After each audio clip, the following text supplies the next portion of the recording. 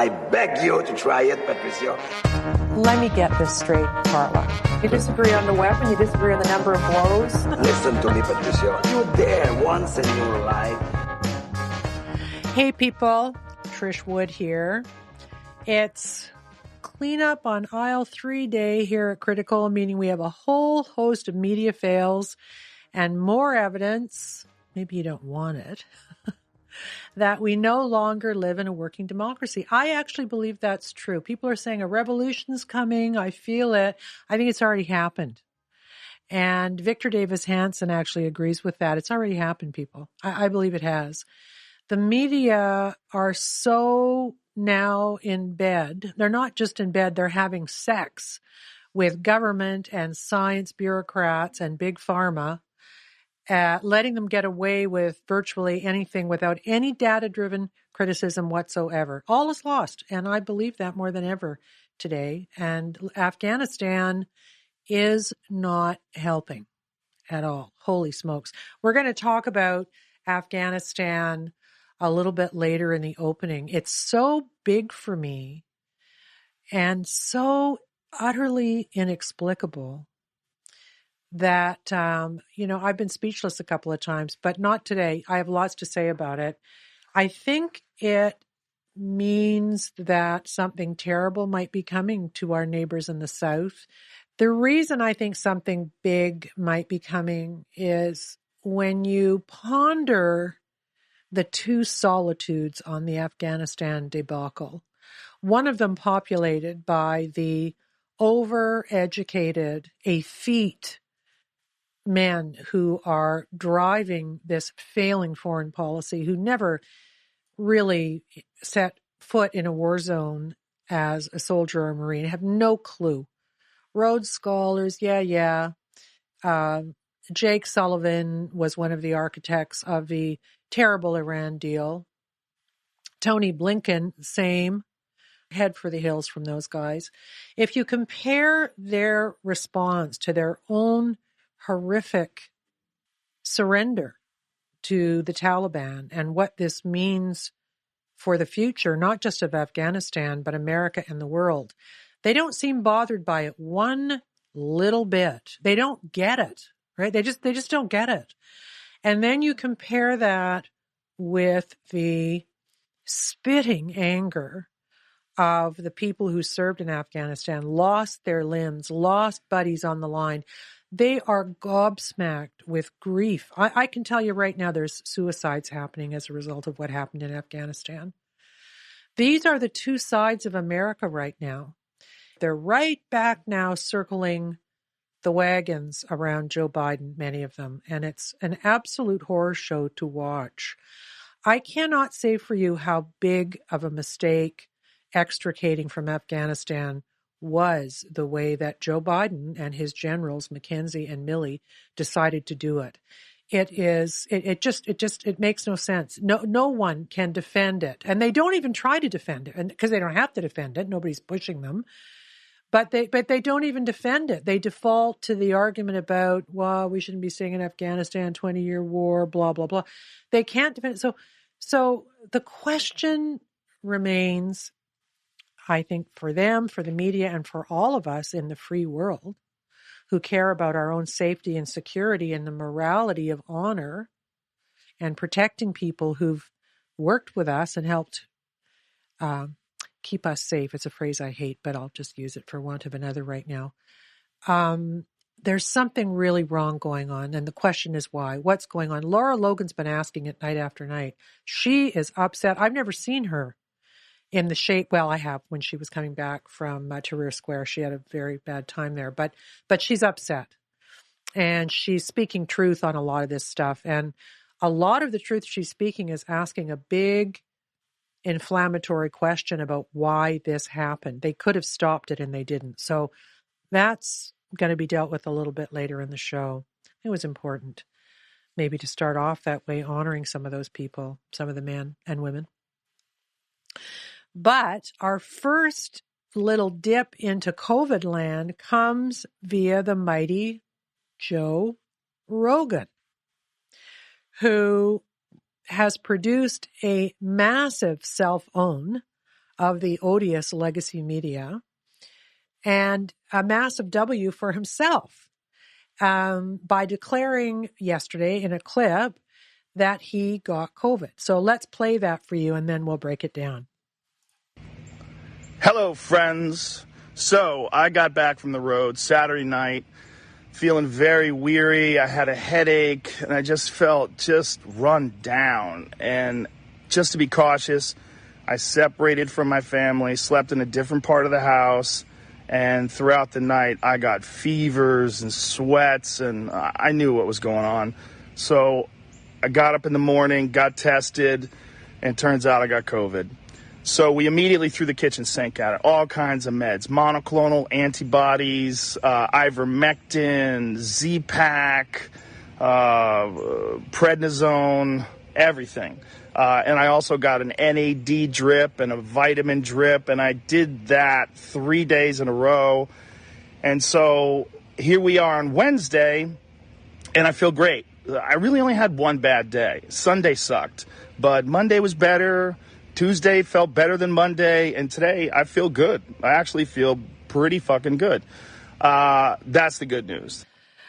So that was Joe Rogan talking about getting COVID. I'm assuming he's not vaccinated. I don't know if he declared that before, but I'm assuming he's not vaccinated.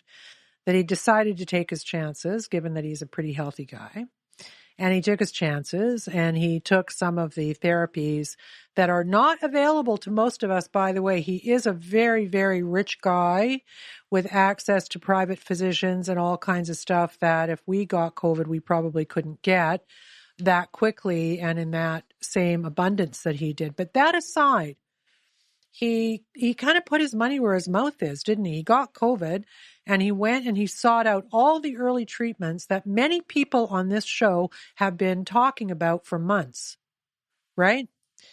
The monoclonal, just kind of approved by Tony Fauci. I know Ron DeSantis has been introducing it in Florida. 85% diminishment of symptoms and death, apparently, from Fauci's mouth. He took ivermectin. You've heard Paul Merrick and Pierre Corey on this show talking about it, and some other things. Prednisone really works too when you've got an inflammatory infection. I took it in Seattle when I was doing a film, and I was bedridden and voiceless for 3 days, and the prednisone knocked it right out of me. So it's kind of a miracle drug too. Anyway, he took a cocktail. He took an early treatment cocktail. And so how is this treated by the mainstream media? It's just insane. They reveal their perfidy at every turn. It's laughable what they're doing. So on one hand, they're playing it like, ha ha, unvaccinated Joe Rogan got COVID. Well, I don't think he ever said he wouldn't get COVID. People who are unvaxxed are taking a risk that they're going to get COVID, but that they've weighed their risk-benefit ratio. That's what he did. And then he also put his money where his mouth was, and he took some of the medications that he's been talking about on the show. But this is what they do. This is what they do. I've got the Washington Post here. And, you know, even for me, I swim around in this every week preparing the show. This was a new low. I say that every week, something's a new low, but things just keep getting worse.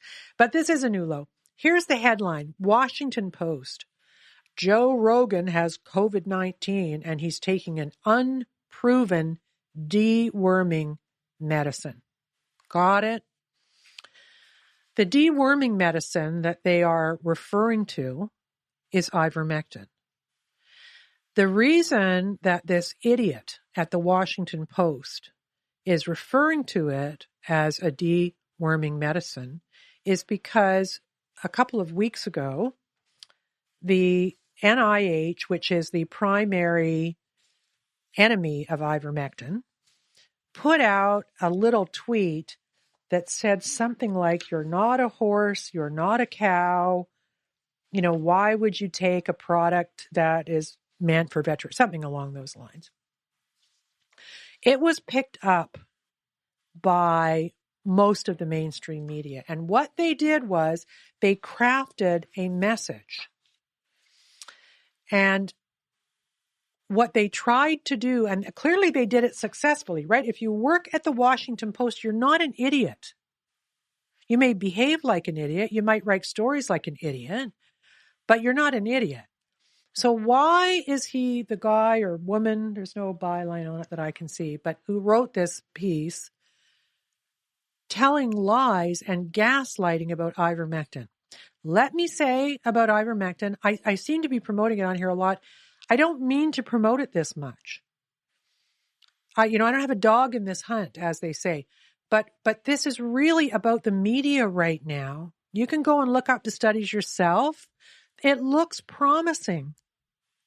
But my problem right now is not what studies say what about ivermectin. It's about how the media is going out of its way to gaslight and tell lies about a promising therapy against COVID-19. You've got to ask yourself why they're doing this. Here is why calling it an unproven deworming medicine is such a lie. And as I said a minute ago, that the instruction to characterize it that way came from the NIH. Here is the literal tweet. You are not a horse, you are not a cow. Those were the incendiary words the FDA ignited the media in a coordinated attack on ivermectin. So I'm sorry, it was the FDA that did that. I thought it was the NIH, but it was the FDA. Well, lo and behold, for days, the mainstream media wrote their stories about, people are dying from ivermectin poisoning, taking a horse tranquilizer, what morons, get a vaccine instead. That is the equivalency that they're pushing, that people don't want to get the vax and they're so dumb they're going to take a horse tranquilizer. I mean, it's just, so that's what they're doing around Joe Rogan today. Let me just give you what ivermectin really is. I'll leave the debate about whether it works against COVID out for today, and I'll just say this is what it is. The Japanese scientist Satoshi Omura has recently received the Nobel Prize in Physiology and Medicine for his discovery of ivermectin more than 30 years ago. Ivermectin is best known for its extraordinarily broad spectrum of activity against various worms and parasites, etc. A number of those parasites neglected diseases.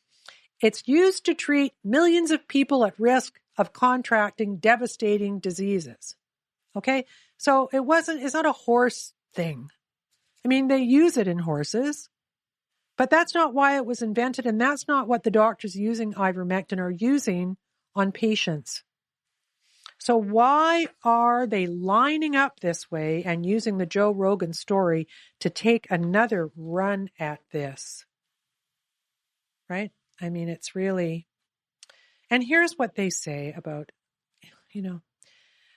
Rogan said he was now feeling great after one bad day on Sunday. After his diagnosis, he said he immediately threw the kitchen sink at the virus and listed a litany of therapeutics and treatments he tried, including ivermectin, a medicine used to kill parasites in animals and humans, but best known as a horse dewormer. So horse dewormer is what goes in the headline, and in paragraph 1, 2, 3, 4, he drops in that it's used in people too. I mean, the mind boggles. Why are they doing this? Ask yourself that. Why are they doing it? Do a Google search of ivermectin and horse deworming medicine, and you'll see that newspapers and television news shows that you probably watch and believe in are part of this. And I am telling you, it is a smear campaign. And we must ask ourselves why. If you're going to argue against ivermectin, argue against ivermectin on the basis of the data generated by the studies. This is just a smear campaign, and it's, I don't know how these reporters sleep at night. I really don't. I don't know what they think they're doing. It's absurd. It's absolutely absurd.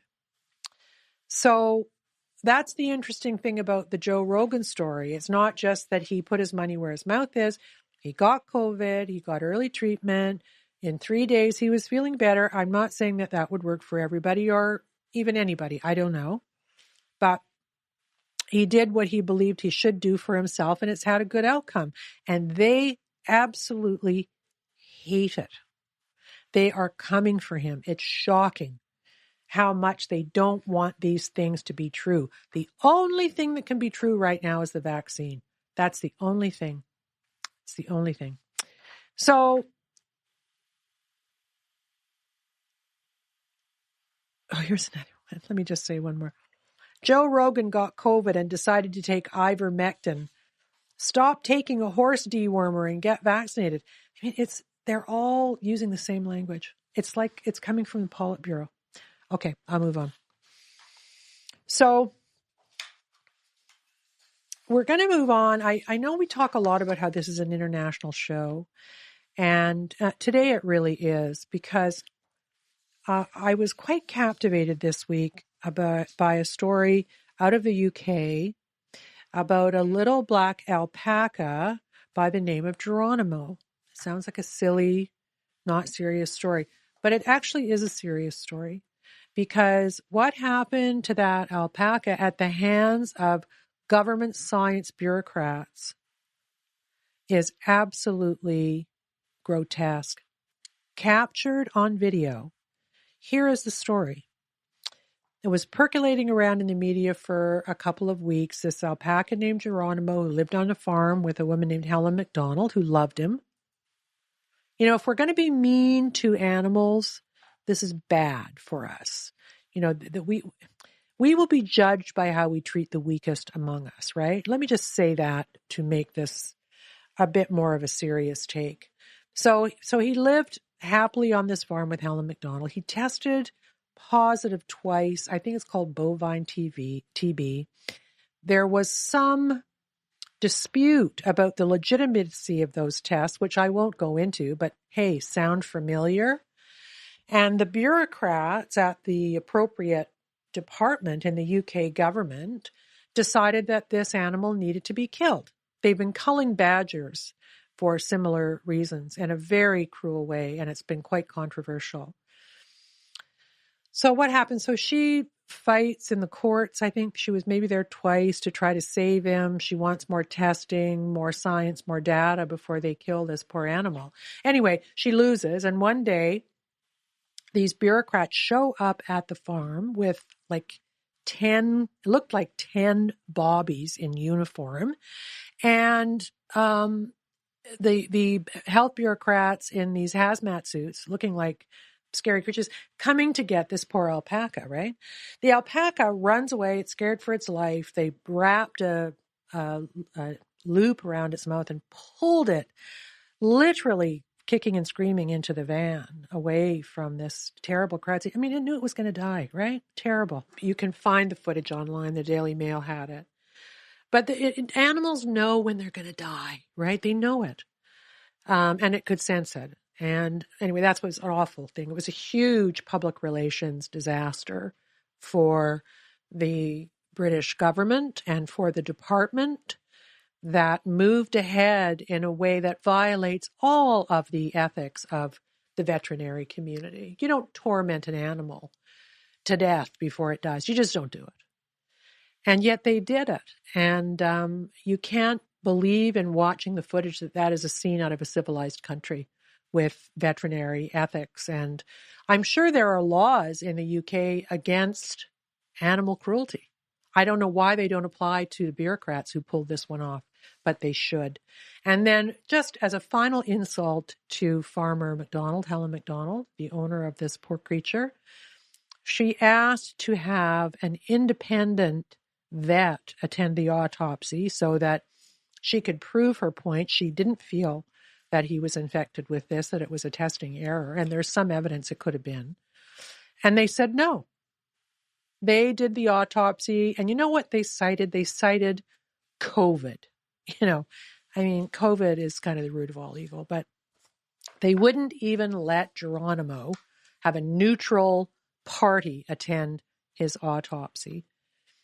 So I know that seems like a small thing. It is kind of absurd, the idea of these bureaucrats chasing an alpaca around. But let me say, you know, the farcical side of it is is overtaken by the fear that animal was feeling and the cruelty of the people who did it, and shame on each and every one of them. That is what I'm saying about that. And the connection for me is I feel people, the experts in these categories now, are capable of enormous cruelty. How is that different than some of the public health regulations that were carried out in the name of COVID, right? That was in the name of eradicating bovine tuberculosis. They know best.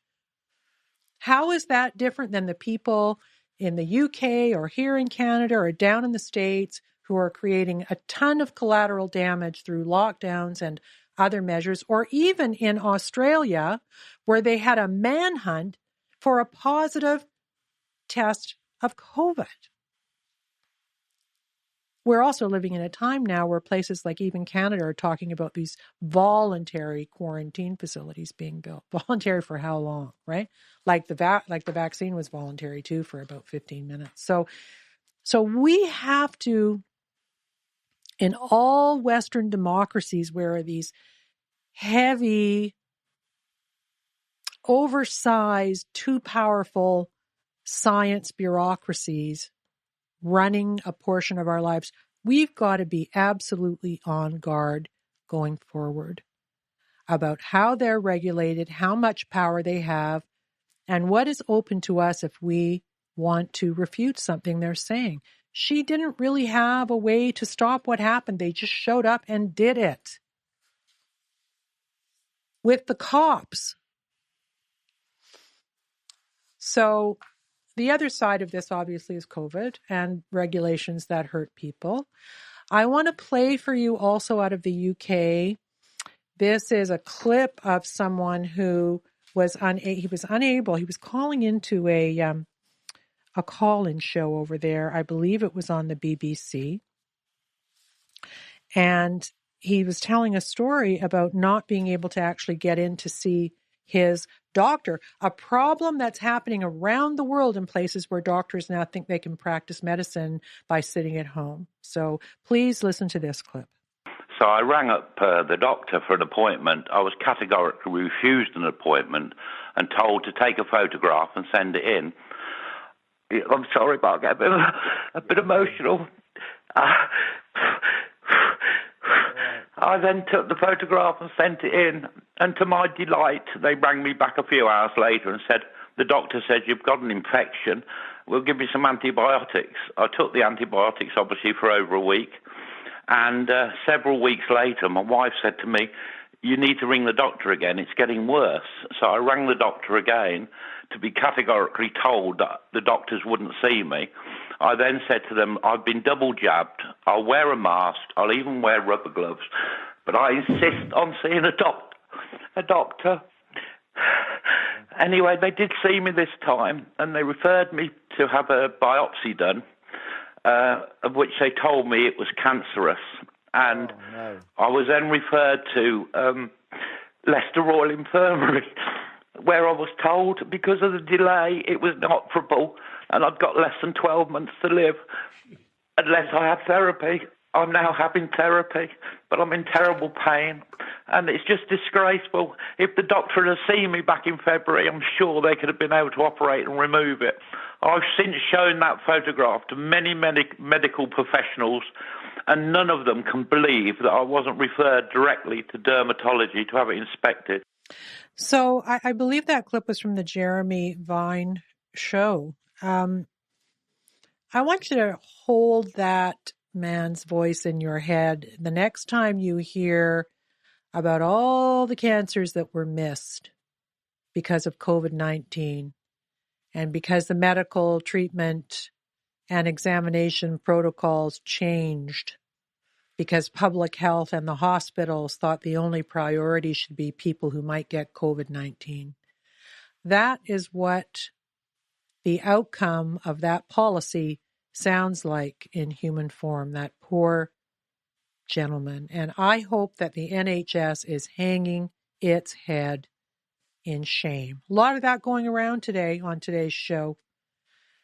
Big bureaucratic decisions focused on a single outcome and damned everything else that might be destroyed along the way. Alpacas, people with cancer, countries. That's kind of how they think these days, and we have to stop tolerating it. We have to humanize the outcome of their bad decisions, and that's what I was doing there. I don't know why the doctors in the UK aren't shouting from the rooftops about this either, right? Why aren't they apologizing or demanding that other doctors don't work from home? Like, they're just, no one's doing anything, are they? It's just brutal. Anyway, here's the IL-3 cleanups. The media are rushing back in to protect Joe Biden. It's so weird. Not Fox News, but, it's ridiculous. This is the greatest airlift in the history of blah, it's just, we're hearing more and more stories of people being attacked and murdered by the Taliban for their loyalty to him. It's just ridiculous. I don't know how they can do it. How do they look at themselves in the mirror? But so one of the things they were rallying around was fighting back against, it's another animal story actually, about dogs left on the tarmac in Kabul. So this is one of those cleanup on IL-3s for me that highlights both the gaslighting and the ludicrous nature of these so-called fact checkers, right? So there's a photograph on the tarmac at Kabul of a bunch of dog crates, all different sizes of dog crates, right? And they're just sitting on the tarmac. And the headline, I think it was on Twitter, said, American military left their dogs behind. Well, I knew they weren't military dogs because dogs small enough to fit in some of those crates are not bomb sniffing dogs. Like Pekingese dogs do not sniff bombs. They're just like, so I knew, well, the story could be true, but that's the wrong picture, or maybe the story's false, who knows? And I kind of moved on. Over the next couple of days, there was a giant brouhaha where the Twitter fact checkers and the mainstream fans, Snopes, all moved in to say, oh, it's a lie, it's a lie. But then they got called out because there actually were some military dogs. I don't think the bomb sniffers, but dogs used at the embassy and various other places, German shepherds, that's mostly what they use, who had been left on the tarmac by American soldiers who were ordered to do that against their wishes. And I know that's true because these guys love dogs. I've seen it. And there's actually video of it. The dogs were let out of their crates so that they would have a better chance living as feral dogs, I guess, rather than just dying of dehydration in the crates on the tarmac, right? It's a terrible story.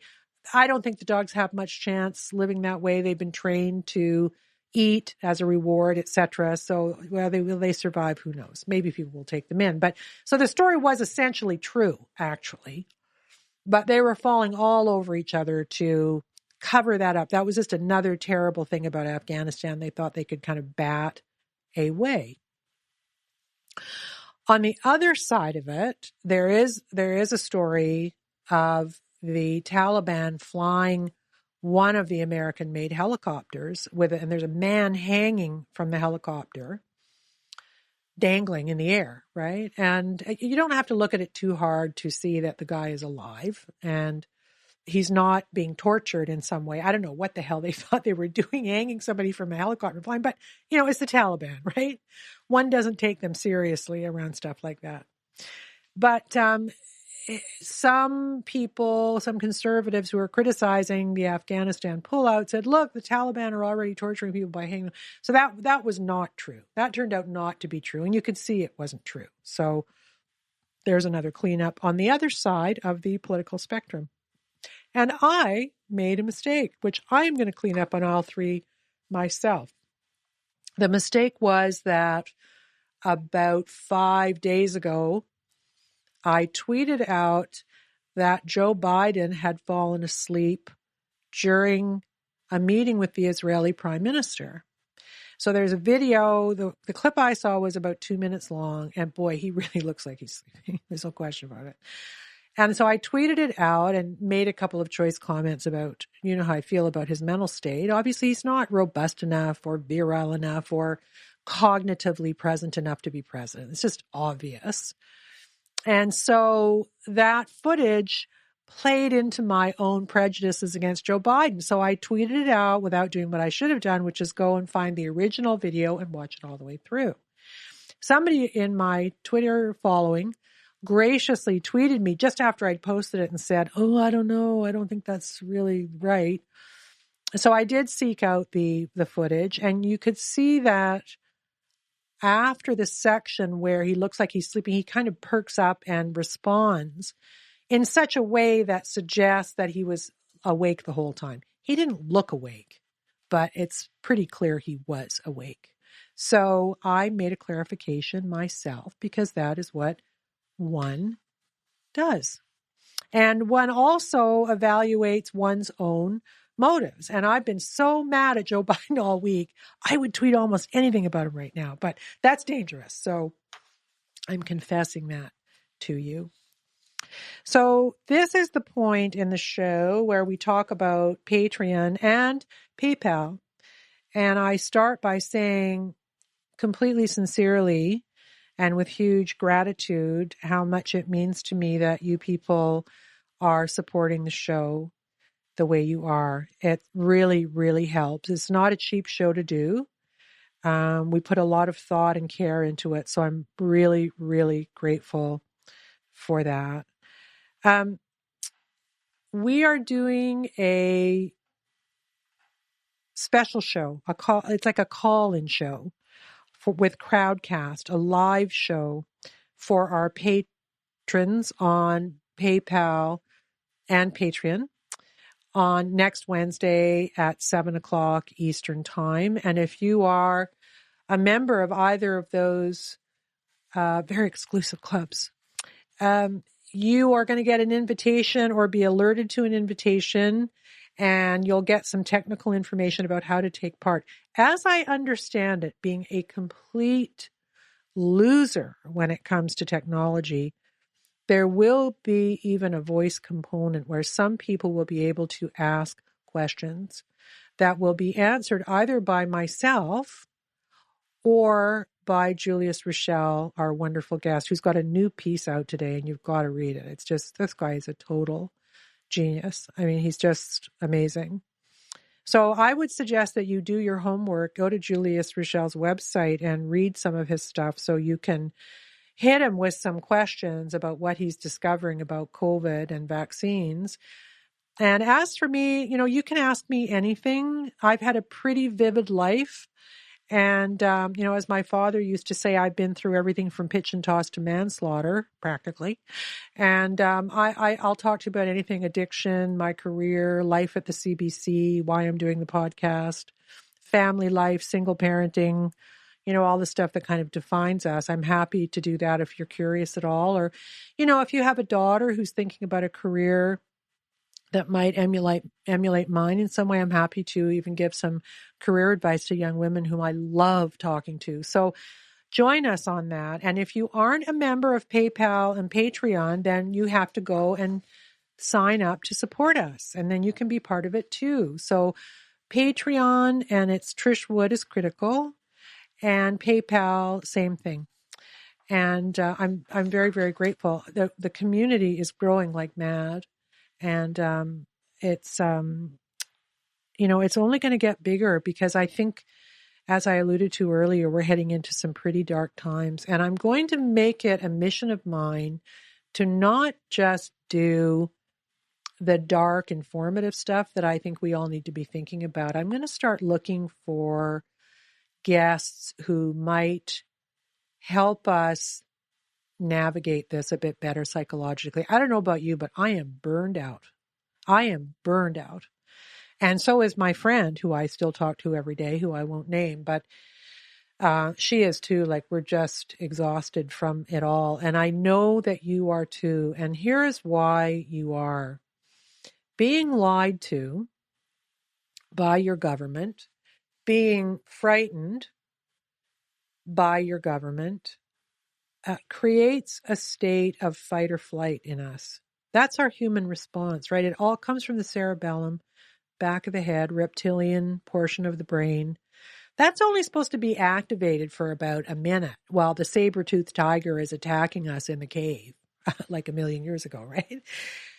We are living that way because of the COVID restrictions, the COVID public health messaging. You can't walk into a goddamn grocery store without seeing masks and signs and stand here and do that. We never get any relief from the fear and the manipulation. And we are not designed as living human creatures to stay in a state of anxiety and heightened fight or flight for long periods of time, right? Fight or flight creates cortisol, which floods your system.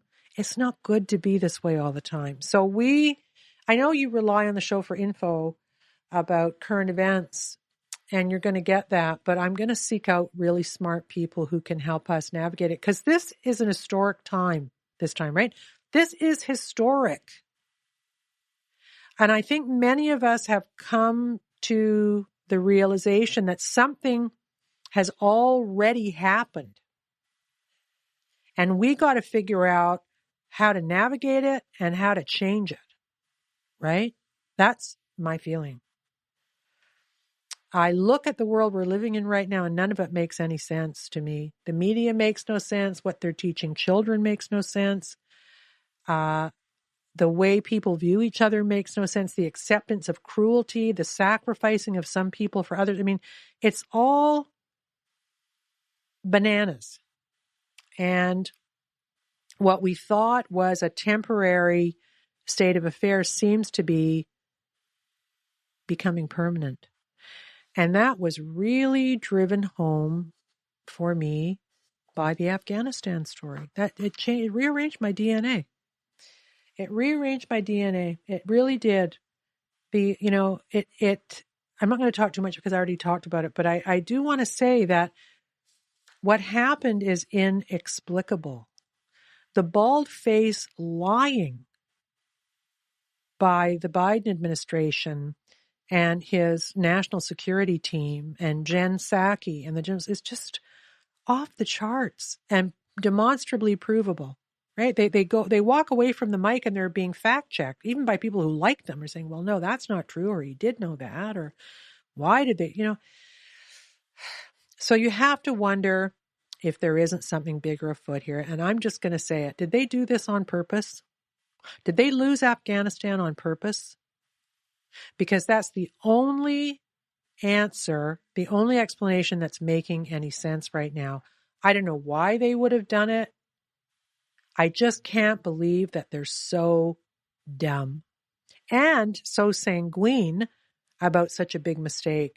I think that's what Laura Logan has been hinting at, So we've got to watch that. We've got to really pay attention and be on the lookout and very, very careful in trying to hold to account these people, if that's even possible anymore. I'm not sure it is, but we'll see. And finally, I know our Canadian listeners are going to want to be talking about this, so of course I'm going to talk about it, and that is in Ontario, where I live, our obese premier, setting a bad health example, announced vaccine passports in a news conference yesterday, today's Thursday, that looked like a hostage video. It did. It was just absurd. He looked like a hostage. The public health doctor and Christine Elliott looked like the Politburo sitting. It was just awful. And I got a couple calls from people saying, you got to see this thing. And I was hoping I could get away without watching it, but I had to for the show. So I watched the news conference from beginning to end, and I was just livid. Nobody asked a single hard question. Was there a question about natural immunity? What do we do with those people? Why do they have to get a vaccine? Not a question. What about failing vaccines in Israel? Nope, not a question. All the reporters' questions were focused on, why didn't you bring this in sooner? Imagine that. And what are you going to do to the awful people who aren't vaxxed and might try to push their way in? Are you going to call the police? I mean, that is the level of reporting going on right now. Total capture of the mainstream media on COVID. It's, yeah.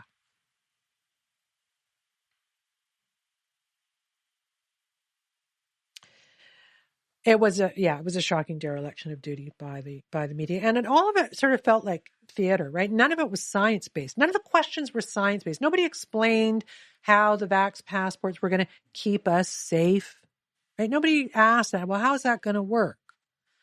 Especially given that vaccinated people can transmit and get the virus and can have high viral loads. How is that going to work? No one asked that question. No one. So I think part of me laments how this is going to go down, but part of me also is saying, let's grab the popcorn, because I think these fools have painted themselves into a pretty serious corner.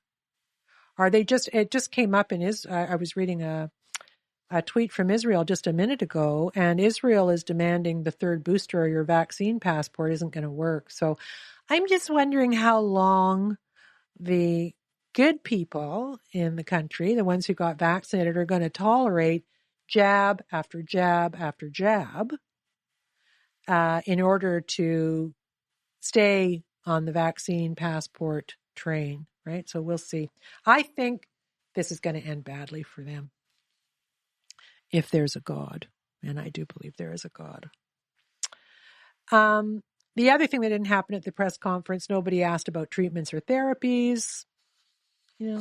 So really for me, Joe Rogan is the OG on this show, as the kids say. My kids are going to hate that I said that.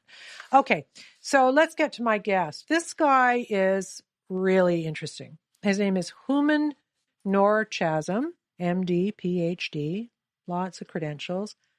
Look what he puts first. Father, son, retired cardiac surgeon, immunologist, and he is an advocate for efficient and safe COVID-19 vaccination, women's health, God love him, patient safety, and guess what? Medical ethics. He's a good guy. I also want to say that I don't agree with everything he says. And that is the way podcasts should be. And that is the way dialogue around serious medical issues should be. He believes that the issue is immunity, not vaccines, but immunity. And that if you have previously been infected and you have good antibodies, that you shouldn't have to get the vaccine, and that the only measure is your immunity. So even if you've had a vaccine, you should have your antibodies tested to see if the vaccine is working for you. They're not doing that either. So they're not testing to see if you've got antibodies and you're immune, and if so, how immune. They're not testing people they vaccinate to see if the vaccines are working. Maybe they don't want to know. And they're also vaccinating people who have active infections, not testing them either. And some of those people are having really bad outcomes. So we're going to talk about that and how we should view this. Where Dr. Norchasm and I part ways is on the idea of who should be vaccinated. I am in the camp of people who say, I believe in the vaccine.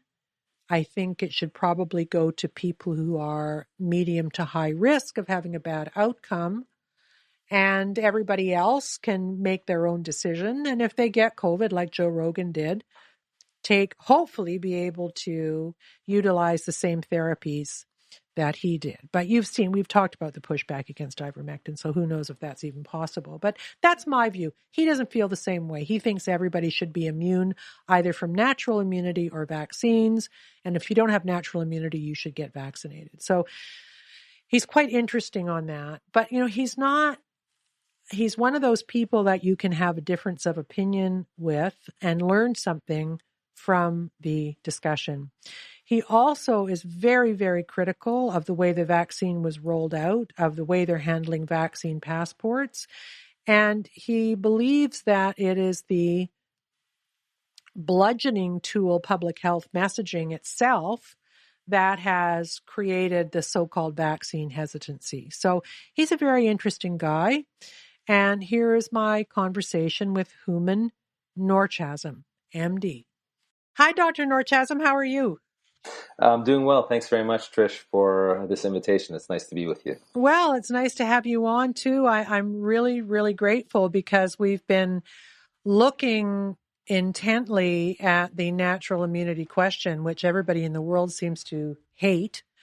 And we just had a vax passport edict up here where I am in Ontario, Canada, that people are very upset about. And you know what? Not a single person, not a single media person or reporter at the vax passport announcement yesterday asked about natural immunity. Not one of them. It was a remarkable event and in my view, a grave, grave failure of journalism yet again.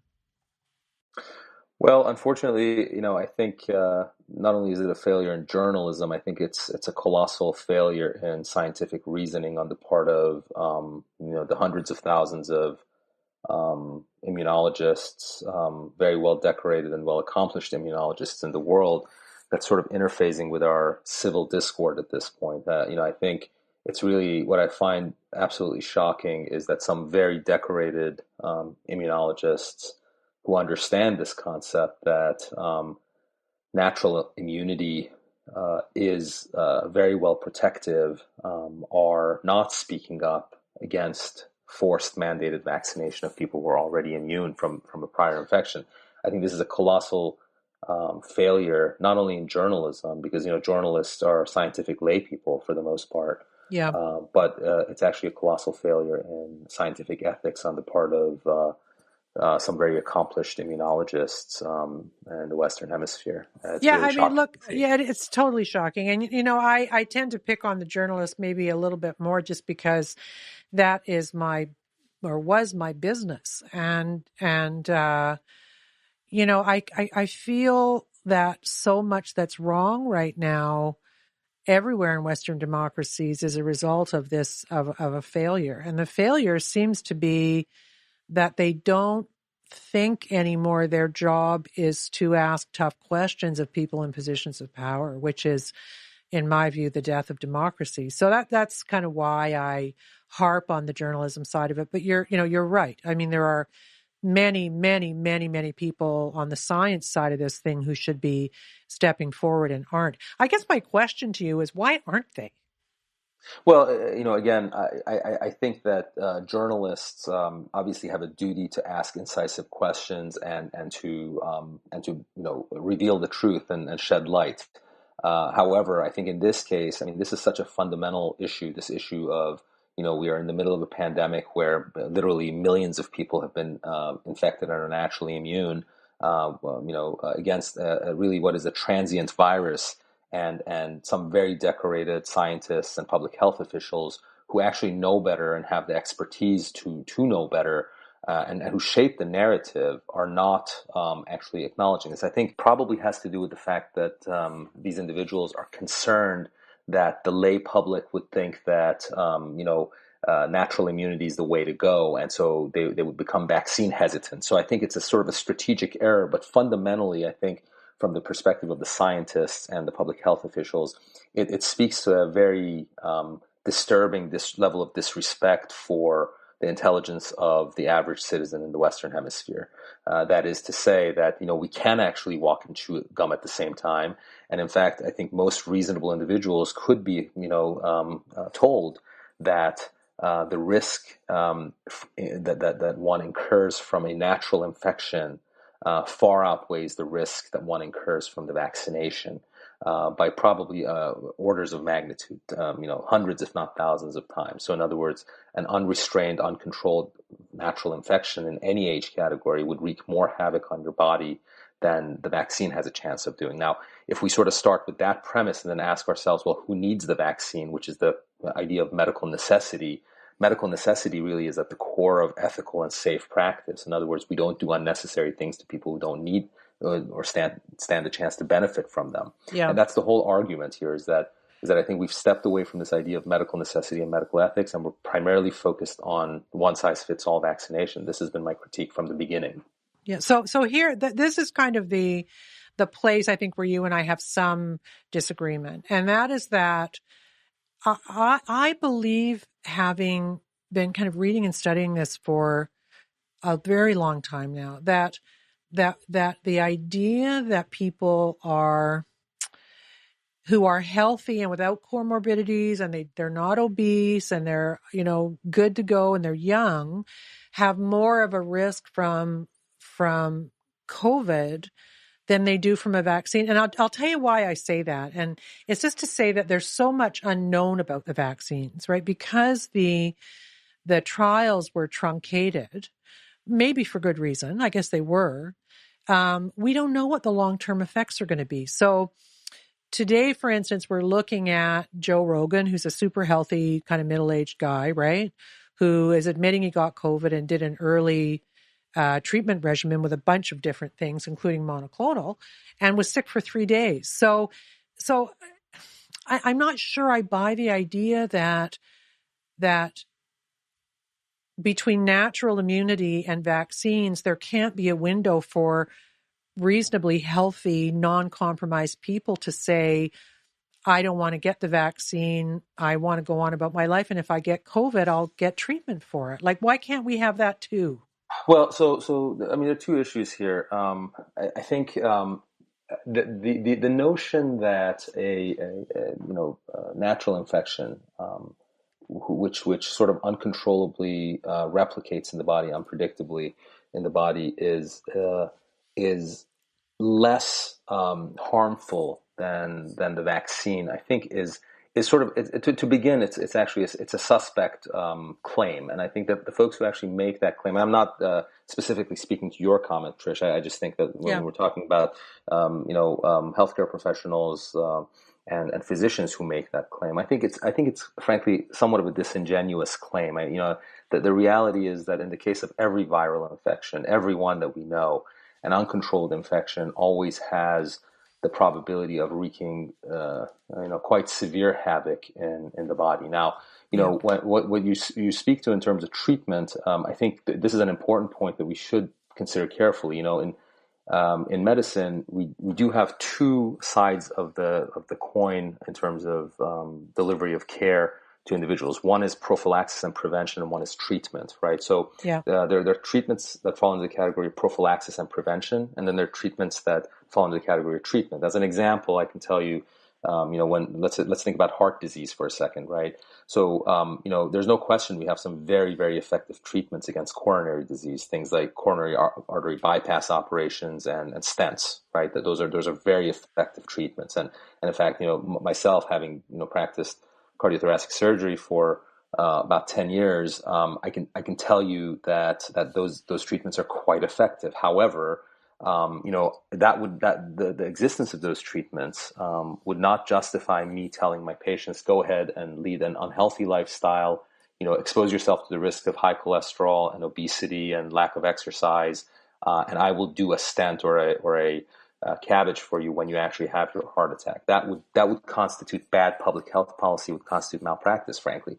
So I think that the idea of distinguishing between prevention and treatment is one thing. So there's no question we need treatments for COVID, and we're lagging behind in terms of developing good treatments. I don't know if ivermectin is going to be the silver bullet. My own personal sort of immunological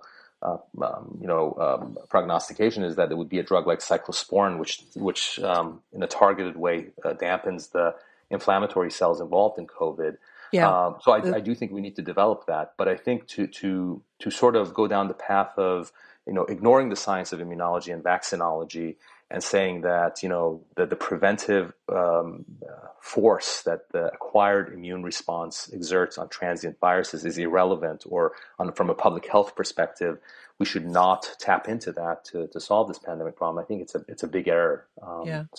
And so that is you and I had a big conversation the other night that was really interesting, and I think this is the one point that you and I probably won't fully agree on ever. I mean, I just think that if you're young and healthy and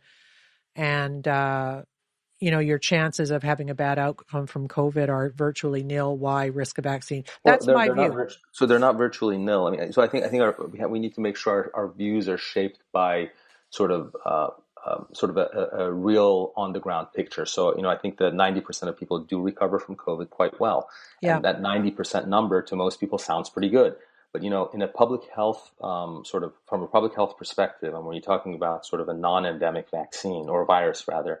The 10% number in terms of severe morbidity is quite a large number, Trish. I mean, if you say the world has about 4 to 5 billion people who have no experience with the SARS-CoV-2 virus, 10% of that number is a massive number. And then if you talk about less than 0.5% mortality risk, it may sound good to folks, but those are very, very big numbers, unfortunately. So, I think the notion that we're young and healthy, and so therefore we don't need to be immune to this thing, I think it's a flawed concept. I can tell you just from personal experience, I have, both friends and patients who've had COVID, young people. I can tell you that the GYN, for example, who delivered 3 of my kids, he was a very, very healthy 52-year-old, one of the first people in the city of Philadelphia to actually get the COVID. And then, his case was publicized, so I'm not divulging anything personal here, but, very healthy guy, ended up in the ICU for about 60 days with strokes. He survived, and he's doing relatively well now. But the long-term sequelae of that disease and what he experienced are severe. Now, and that's not an isolated case. I mean, there are literally millions of young people who've actually developed the illness and have suffered quite long-term consequences from this. So I don't think we can ignore it. Because that's interesting because I'm not seeing that data. Like, are the young people who are getting it perfectly healthy, as I was positing, or are they obese? I think it does. Look, it's a bell-shaped curve, and it does affect people who have comorbidities more. But it's not an absolute thing. I mean, there are people who've been quite young and healthy and who've had this disease. They've survived it, but they have significant long-term sequelae. Including things that we're calling long-term COVID now, including pulmonary emboli, blood clots. It's not just the vaccine. I mean, if you put a magnifying glass on seatbelt injuries, for example, right, that result from in car accidents, right, you will see a catastrophe. But if you actually pull back, you'll see that the seatbelts are actually saving more lives than they're harming. So to me, that's sort of the perfect example from a public health perspective. Is the comparison to seatbelts. So. So you and I are not going to agree on this. I get it. I mean, I don't see the data the way that you do. I just don't. My sense of what I've read and listening to Marty McCary and those people about risk in young people is that. Well, the risk is definitely lower, Trish. There's no question about that. I'm not disputing that at all. What I'm saying, though, is that in every age category, so in other words, we're not talking about comparing a 75-year-old person with someone who's 20. We're talking about comparing a 20-year-old, right, who's naturally infected versus vaccinated. The risks of natural infection are probably log scales higher in terms of the risk that you incur as a person in any age category from a uncontrolled natural infection versus the vaccine. And but the key word there is uncontrolled, right? Like, so. Well, every infection is uncontrolled by definition, because you don't know whether you're going to have, a severe version of it or not. So if you don't know where you're going to fall in this, a natural infection by definition will be uncontrolled. You can't predict which way it's going to go. So here, let me just tell you what my magic formula is, and you can tell me, where I'm wrong. And then I want to move on to some of the stuff we agree about.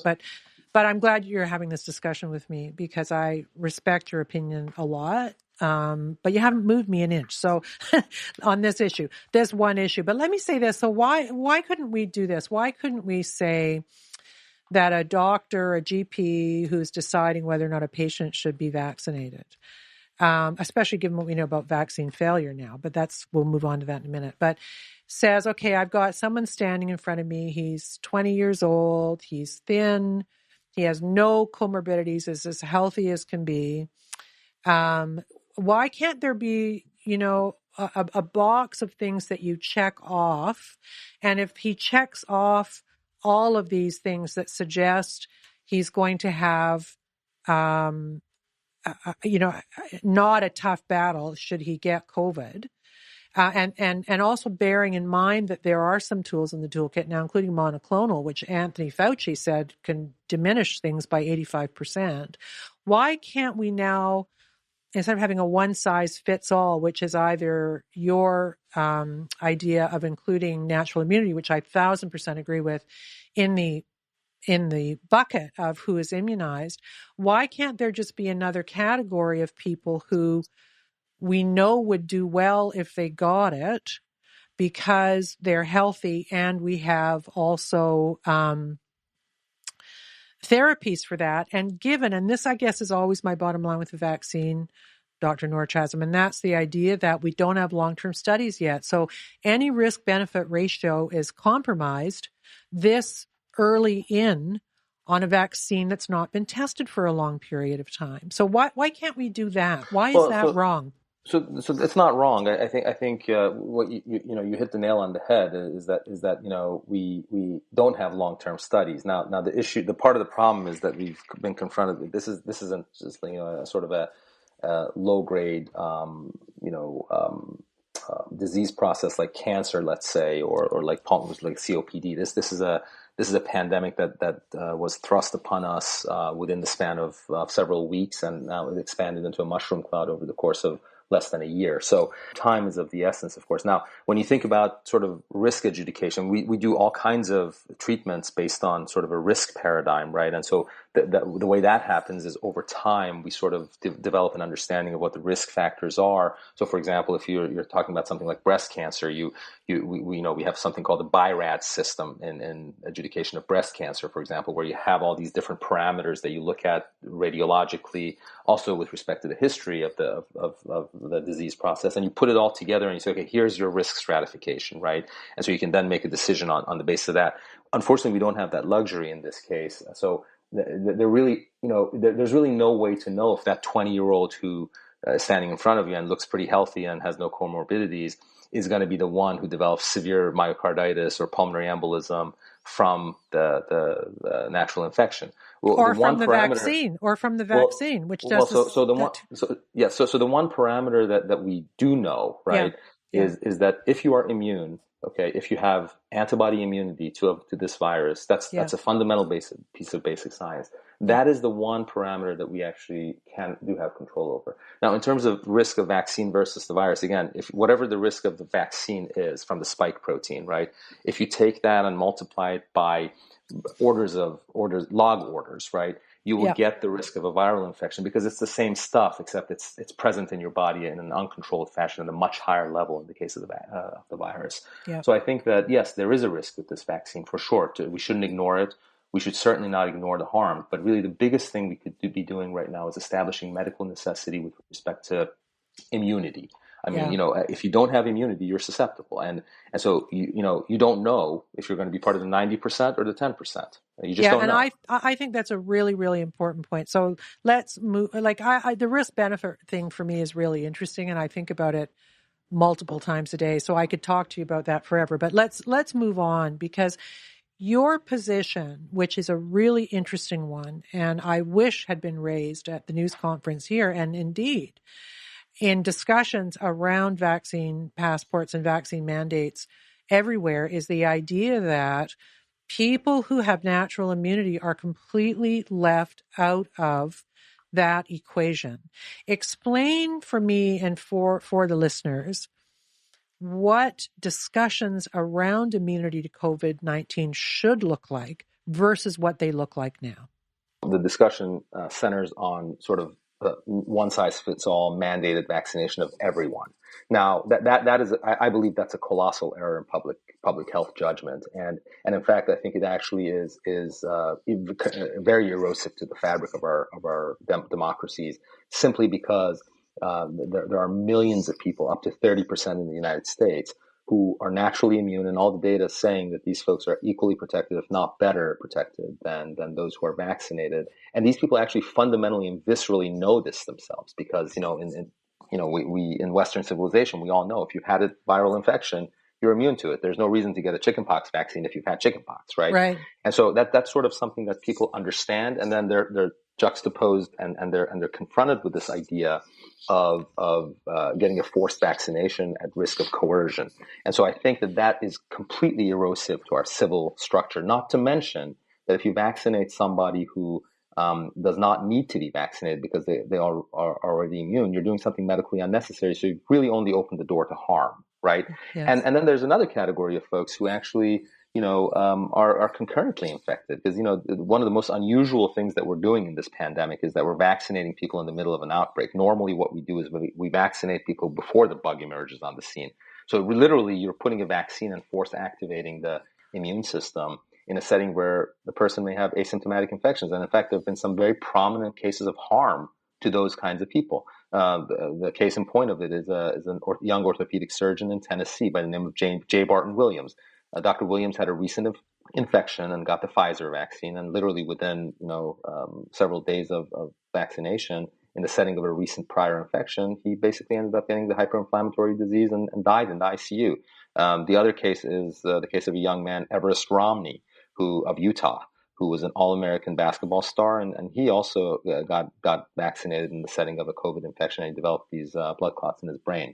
So I think that these are very stark examples of people who've had recent infections who are naturally immune. So either it's not a medically necessary vaccination that you're delivering, or you're delivering it to people who have infections. And in that setting, right, these people are actually exposed to harm. And their numbers aren't small, Trish. We're talking about, in the United States alone, we're talking about up to 30% of the population. So somewhere between 80 and 100 million people. So doctor, you just suggested at the beginning of that answer that the idea of this kind of one-size-fits-all vaccination program is bad for democracy. That's a really interesting way of putting it. Explain to me why you put it so strongly and what precisely you mean by that. I think that in a liberal democracy, which I think the Western Hemisphere for the most part claims to be, we are based on this idea of self-government, right? And so anytime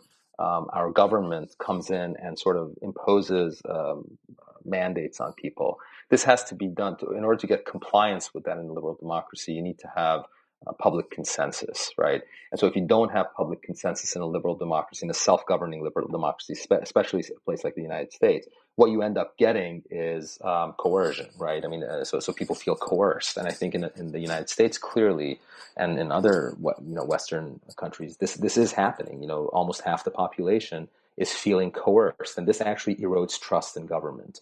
So if you have half of the population sort of not understand, either having sort of a misconception about the risk analysis that goes into getting vaccinated versus not, or knowing that they're getting unnecessarily vaccinated, this all feeds into this cycle of mistrust in government. And I think once you stop trusting a government that's supposed to be based in this idea of self-governance, meaning each individual's vote and voice matters, then you've opened up Pandora's box, and I think it could be a critical hit to our democracy. So I'm very concerned about this vaccine, and even though none of us would imagine necessarily that a vaccine could sort of demolish the fabric of the foundation of our democracy, I think it's actually not unlikely that it will.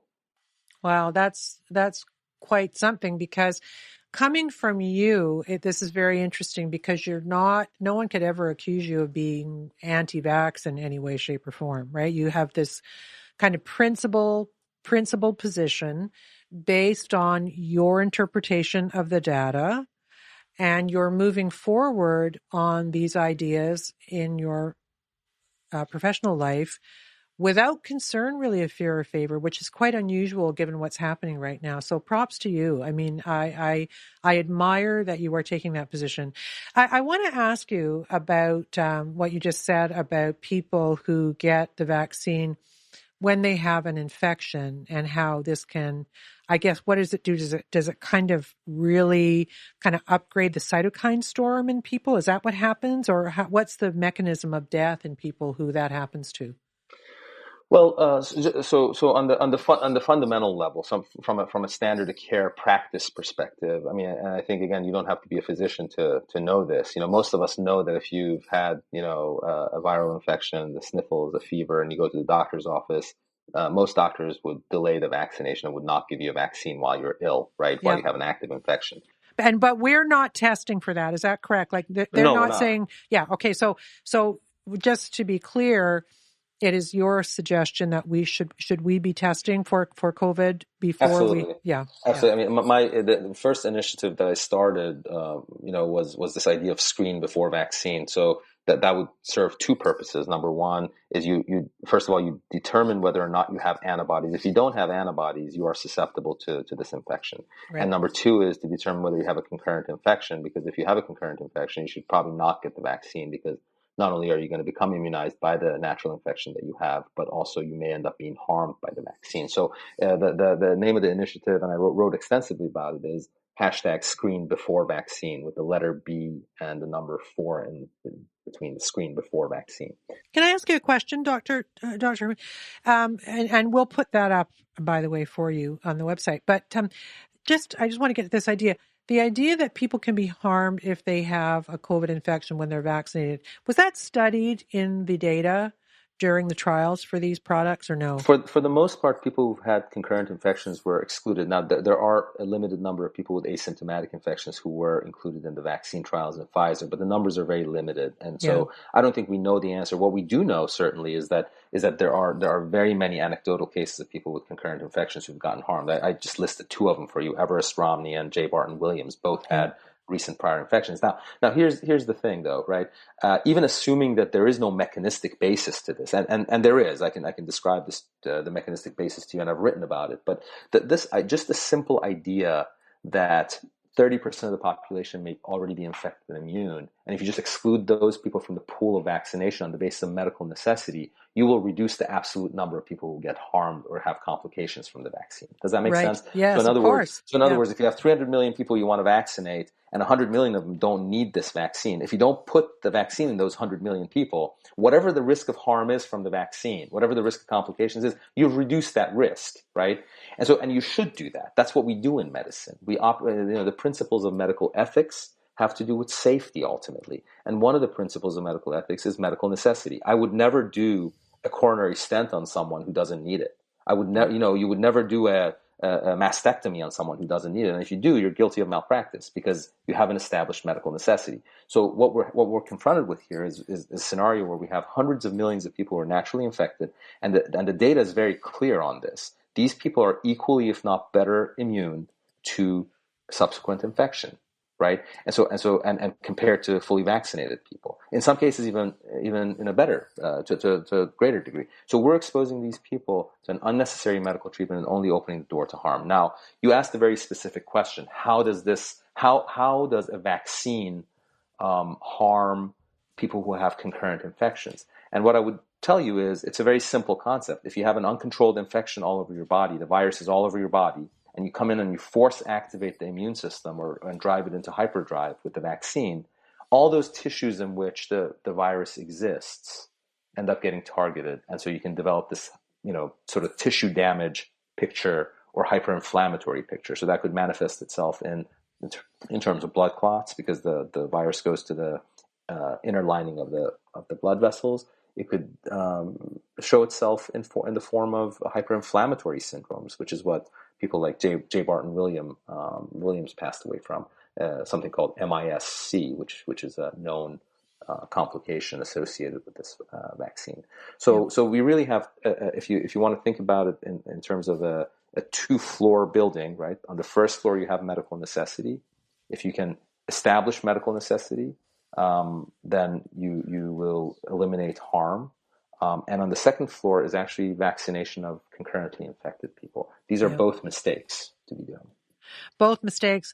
And what's interesting about just that scenario is that it even happened, right? Like this was something they could have controlled for during the studies. It's something that the people kind of running public health and the sort of science bureaucrats should have been looking at. Like this is where and you mentioned this. Why are people vaccine hesitant? And the idea is really that they don't trust the government anymore. And this is one of the reasons why people don't trust them anymore. They're not testing for active infection. They're not testing for antibodies. They're not age stratifying it, which you and I may disagree on, but they're not.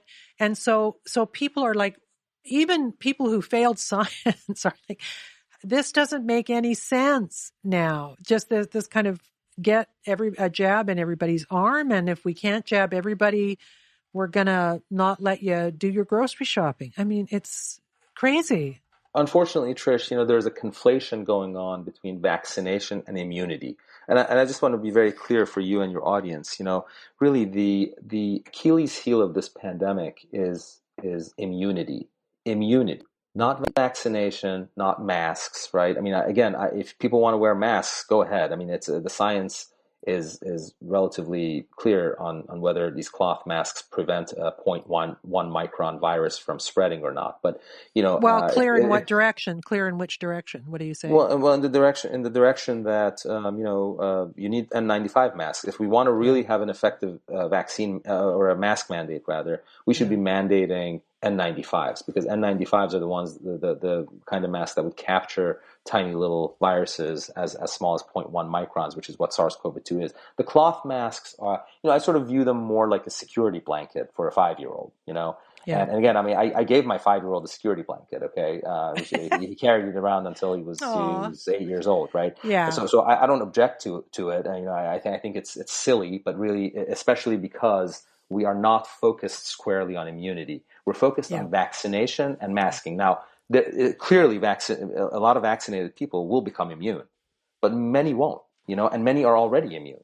And so, the issue is this: when you focus not on the Achilles heel of the pandemic, which is vaccination or immunity rather, and instead you focus on man-made sort of constructs that are potentially relevant, but incompletely relevant, right? Or inadequately relevant, then what you do is you miss the Achilles heel. The Achilles heel is immunity, right? And so here we are in a situation where in the Western Hemisphere, we're very well capable of determining who's immune and who's not. In my own clinical practice, every time I have antibodies, they've been reassured that they can make the choice. If they want to go ahead and get the vaccine, they go ahead and get the vaccine. If they don't have antibodies, I encourage them very strongly. And I say, look, you're not immune. It's a pandemic virus. The risk of an uncontrolled viral infection is significantly greater to you than the vaccine. So I would strongly urge you to get this vaccination. So, and what I've found is some very, very staunch, hesitant people, when they're confronted with reason and with the idea of medical necessity, right, they act to protect themselves. Look, it took 10 years in the United States for seatbelts to become a thing, right? I mean, from the time, you probably remember this, right? From the time the cars were in circulation and then seatbelts were installed in cars, right? It took about 10 years for people to be convinced that they should probably wear the seatbelts. Now we're at a place where we have 90% compliance, right? Yeah, again, I hate the seatbelt analogy, so we'll just move from that. But... Well, no, I mean, it's a precise analogy. I mean, hate it or not, I would urge you actually to read something I wrote about it. It's a very precise analogy. It's, seatbelts have an intrinsic rate of harm. If you slam on your brakes, I can tell you, I can put a magnifying glass on seatbelt injuries, and you could have some horrific injuries from the seatbelt itself, even if you don't get into an accident. You can have kids with, dissected carotid arteries, rib fractures, cardiac contusions, duodenal injuries, pancreatic fracture, right? These are things you get from just the seatbelt itself, just from slamming your brake, not even an accident, right? Now, if you actually pull back, though, what you'll see is that if you don't wear a seatbelt and you get into a car accident, the consequences of that are significantly more catastrophic. And so that analogy is a precise analogy. Now, however, it took 10 years for Americans, at least 10 years, for Americans to actually get used to this idea that it's probably in their best interest to wear that seatbelt. And so that analogy, is accurate. I just, I think that one of the things that I do want to point to for you is that when we fall away from science, we risk our democracy. We are a technologically advanced and economically advanced civilization, and we are based in science. Basically, all of our accomplishments and all of our achievements have been based in science. And I think in this pandemic, we're falling away from science, and our government is falling away from science. And this really is taking the form of ignoring immunity in favor of this vaccination. Yeah. So here's what I would say about seatbelt. I would just say this. I would say that what's left out of the seatbelt equation, which is it's an interesting one, but if you were going to do a deep dive, I would say that the risk benefit is left out of it in the sense that, just to blue sky for a minute, but if you were getting in a car and driving 150 miles an hour, the chances of you having an accident are better than if you're driving to the corner store, right? So I'm just saying that like that in the kind of COVID risk benefit sweepstakes, some people have greater risks of getting sick than others. That's all I'm saying, is that the seatbelt analogy works in a cause and effect way, but I think, and my big bugaboo about this whole thing is risk benefit, right? Yeah, but again, Trish,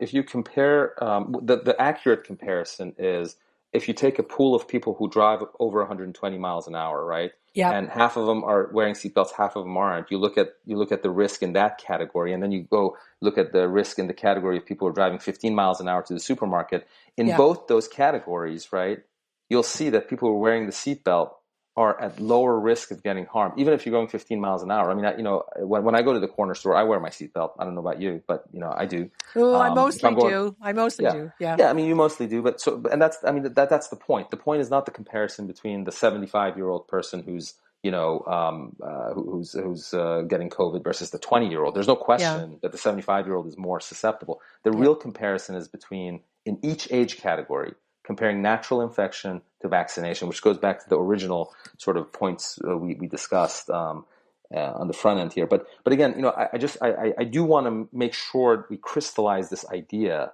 that the way out of this pandemic is immunity, and that's the science, right? Yes. It's not vaccination in a one-size-fits-all way.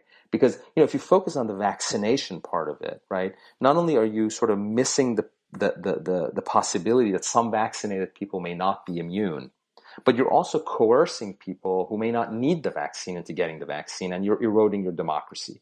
So on both ends, this one-size-fits-all idea of vaccination, of people who don't need it, or people who are vaccinated and they think they're fully immune yet they're not, it's a corrosive thing, and we should be focused on immunity. It is corrosive, and I think the reason that I may be so risk-benefit ratio focused is just because, other than you, I don't hear other people even discussing that, right? And so what happens, I think, when people are thinking about something or concerned about something or wanting information, they want more detail, not less, right? And I'm assuming if you were my doctor and I came in and was being reluctant to get the vaccine, that we would have this debate with each other. And that's what needs to happen. And you're quite right that what precludes that debate is the idea that it is a one-size-fits-all. So I was talking about risk-benefit ratio, and the idea that what I said, Dr. Nordshausen, was the idea that if you were my doctor, I'm assuming we would have the debate about risk-benefit ratio. And that's what doctors should do with their patients. But what's happened around COVID is that we are not allowed to have those discussions, right? The vaccine works. It works well for everybody. Everybody has the same risk. And people know that that's just not true. So I think if they want more vaccine uptake, that if they were more honest about the risk-benefit ratio, what's actually happening in Israel, which we'll get to in a minute with the failing vaccines, et cetera, people would be, maybe they would be taking up vaccines more, but they wouldn't feel abandoned and manipulated, as you kind of alluded to in your statement about democracy, right? It really is that they don't speak about these things in a detailed way. My podcast slogan is "Demand the Data."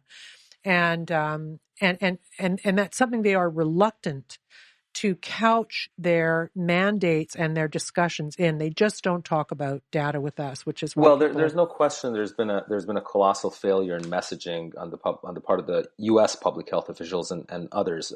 The part of the problem also is that this thing emerged so rapidly. I mean, the data is fundamentally the way I look at this vaccine and how it was created, and again, I mean, I think I've been very clear. The credit all goes to Operation Warp Speed. This technology was in the bowels of academia and industry for 30 years, and some profiteers were waiting to profit from it in terms of cancer immunotherapy. But Donald J. Trump is the one who actually broke this thing out into. So I think that we should all really, first of all, as Americans, we should all be very proud of the fact that this thing was developed in Mach speed. What? And secondly, Dr. Nork has you saying that means like 40% of Americans aren't going to get it. She said Donald Trump, right? Well, ironically enough, the 40%, the people who've gotten it are the people who did not vote for Donald Trump. That's sort of the irony of that is not lost on me. But I know. literally, I mean, if when you think about this vaccine.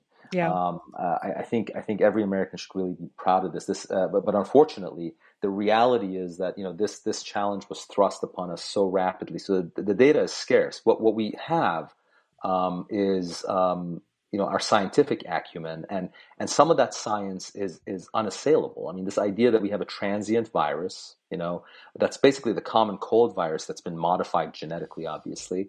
And is more pathogenic, but it's a transient virus. We already know antibodies and prime T cells quite effectively get rid of this, and there's nothing magical about this virus. This is a very, very simple virus.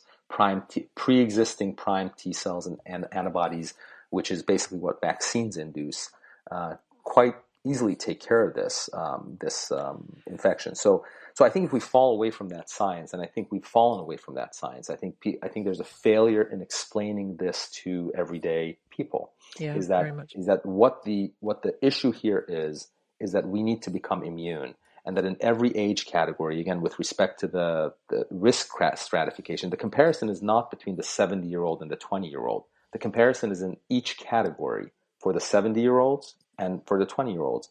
Within each category, you want to compare vaccinated versus naturally immune, right? And that's the appropriate risk classification. And I think Dr. Fauci and the CDC director and all the rest of these folks who go out there and beat their chest about the vaccine, they have not been able to convey this very simple concept to people, that if you're 70 years old, your risk of dying is higher than a 20-year-old, for sure. But if you're 70 years old, the appropriate comparison in terms of a vaccine decision is whether your risk from a natural infection is higher or from the vaccine. And same with the 20-year-old, right? And so if that is, it fundamentally comes down to whether or not you believe that the public is intelligent enough to understand that nuance. If you don't believe it, what you'll do is you'll say, no, everyone's going to get vaccinated, and we're going to play the stick and carrot game, like this lady Liana Wen does. She was the Baltimore health commissioner. She gets on CNN and she talks about sticks and carrots and how you're going to coerce and force Americans into getting vaccinated, instead of patiently, respectfully meeting people's fears and explaining to them what the appropriate comparisons are and what this thing actually is and why it is that we can actually not only save ourselves but the world with immunity. It fundamentally comes from the expert class in the United States, not respecting everyday Americans' intelligence. And it's really a colossal shame, because not only is the expert class dependent on the rest of society for its expertise, for the opportunity to become expert, right? I mean, all these experts they're essentially all educated using taxpayer dollars, through incredibly, sophisticated educational schemes. Like, for example, I can tell you, like, I earned an MD and a PhD from the University of Pennsylvania under a medical scientist training program, right? So, if you'd like to think of me as like a $3 million piece of machinery that the federal government funded, please feel free to do that, because that's exactly what it is. Now, here's the problem, right? That's everyday Americans' money that's gone into that training, right? Now you have these individuals who are these experts, right? Who've become experts based on this concept that we knew of as American exceptionalism, right? And this democratic self-governing process, who essentially are not respectful enough of over half of America. You can't do that. And when experts stop to respect and stop to meet people's fears where they are, that's when the failure happens, right?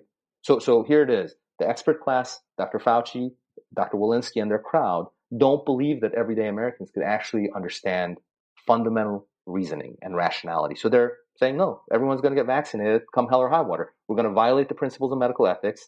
We're going to We're not even going to check vaccinated people to make sure that the vaccine worked for them, right? I mean, we can talk about this a little bit, but on May 19th, FDA came out and said, don't even bother checking your antibodies after vaccination to make sure the vaccine worked for you, right? So here we are. We've created this massive level of risk with bad public policy. And fundamentally what it comes from is the expert class doesn't trust or respect everyday Americans, and vice versa. I think that's a brilliant point, and it's a point we hammer on this show every week. And just to really veer off, we'll come back to COVID and vaccines and your really smart take on being immune. But this also rings very, very loudly for me about Afghanistan, which is my new kind of pet example of how the expert class fails and does not give a shit about the people who are harmed. I've been watching in the last 10 days the guys who fought that war, and women, melting down with anxiety and fear. And there are going to be suicides in the veteran community over what has happened in Afghanistan. And these Rhodes Scholar types like Jake Sullivan and Tony Blinken, whose father owns 2 houses in Southampton, blithely insulting what they did and being too stupid to even realize they're doing it. Like you said, this is when things fall apart. I think that the Afghanistan story is the same. I think the expert class analysis, people who are, including the Joint Chiefs, I include Mackenzie in that, I include Milley in this, are failing, and no one is held accountable. And I don't think in your country or here, because it's all beginning to happen here, I don't think the center can hold. I don't think it can. Well, look, Afghanistan is a clear tragedy, and the reality of the Marines who were killed and all the Afghan allies who were left behind and the Americans who were left behind there is clearly a tragedy and a colossal disaster. But it's only the tip of the iceberg. Really, what Afghanistan is America relinquishing control of the Middle East to China. Yep. And that's the bigger problem, Trish. I mean, essentially, China is already very well poised as an ally to Russia, as well as a major developer of Iran, to gain control of the Straits of Hormuz, right? And which is the bottleneck in terms of oil, the 30% of the oil that comes out of the Persian Gulf. So I think that it's not simply that we sort of did the dishonorable thing to our friends, or that we exposed our Marines to a risk of harm. It's that essentially the Biden administration has relinquished control of the Middle East now, and that is a colossal disaster in foreign policy. We will live the consequences of these in the coming years. But look, I know I agree with you. I don't want to beat the horse too much, but I will say this: that the other thing that frightens me right now about that scenario and the kind of botching of many elements of the COVID policy, including vaccines, is the idea that we had just yesterday some of these people in power in DC talking about working with the Taliban. I mean, they practically called them their partners. And it's sort of like, how do you go from being a terrorist to being somebody who's even remotely trustworthy in the span of 48 hours? That is such an insult to the intelligence. It's just politics is fickle, and we've gone full circle, because when the Russians were in Afghanistan, we were actually friendly with the Taliban. So the problem is the Taliban is not the centralized force. These are people who are essentially all sort of they congregate around Islam. Their formation is an Islamic thought. It's not about a central command or rank, or it's not like a military force like our military forces. They're not a Western liberalized individualist democracy. These people are all sort of restricted to a very fundamentalist notion of theology, and they're very, very committed. I certainly have many family members who are from the Middle East and are Muslims, devout Muslims, and I respect them quite a bit. But I do think erosion of individuality sexuality is at the core of the problem. Absolutely. We have to be able to talk about it too without having to throw 88 I'm not Islamophobics on it. I think that's also part of the problem. But that we can't talk about it. But let's get back to where we were. I just wanted to say that based on your, I thought, really astute comment that the way COVID's been managed is harming the country, your country, my country, the UK, and certainly Australia and New Zealand, who have gone completely bananas, in my view. And so if you couple that with this foreign policy disaster and the messaging around it, which makes it just like nothing to see here, folks, and the whole country's going, what the hell? That makes people sick and it makes them crazy. And so it doesn't bode well. But let's get back to what you say about natural immunity, because I really want people to grab a hold of the idea that what you say is that we shouldn't be worrying about who's vaccinated. What you're saying is what we should be worried about is who is immune, correct? That's exactly right. The Achilles heel of the pandemic is immunity, and I think that if we squarely focus on that, we would be able to deploy the vaccine appropriately too. As I said, I can tell you in my own personal practice, I've interacted with people who've been vaccine hesitant, and we discuss it. And I tell them, look, whether or not the biggest risk factor that we know of is lack of immunity. And so if you go assess your immunity for antibodies to spike protein, which is basically a standard of care in medicine. In medicine we assess antibodies to any given bug to determine whether or not we're susceptible to it. It's a standard of care. There's no reason to suspend that standard of care here. So that discussion takes place. People look at their antibody immunity. And I can tell you that some choose to hold out and not get the vaccine, but most people, when they're confronted with a zero reading on their antibody levels, and it's like, well, look, this is the science, right? This is a transient virus, a cold virus. If you're immune to it, you're immune to it. If you're not immune to it, you're susceptible to it, right? And so, in that case, in fact, people go and make rational vaccine decisions. Well, like Janine, who we had on the show recently, she was your patient. I'm sure you probably can't talk about her because she's your patient, but she said that you were her doctor and that she had been really vaccine hesitant and got it because she had no immunity. And that made sense to her. Then she was tagged on Twitter. I guess she spoke about this, and that's why you have this information. She did. But yes, she came to me. We interacted. Yeah. She told me that she had COVID previously.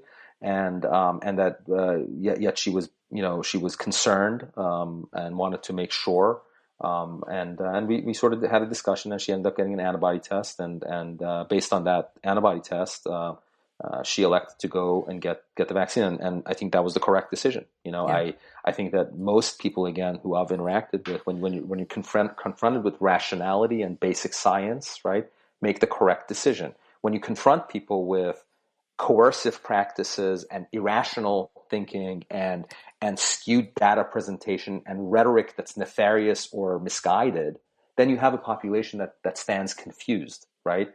And so you either have to basically, turn the population into sheep, or you have to coerce the living hell out of them to get them all to comply. And that's not compatible with a liberal democracy. Compliance, population level compliance, has to do with majority of people understanding why they're doing what they're doing.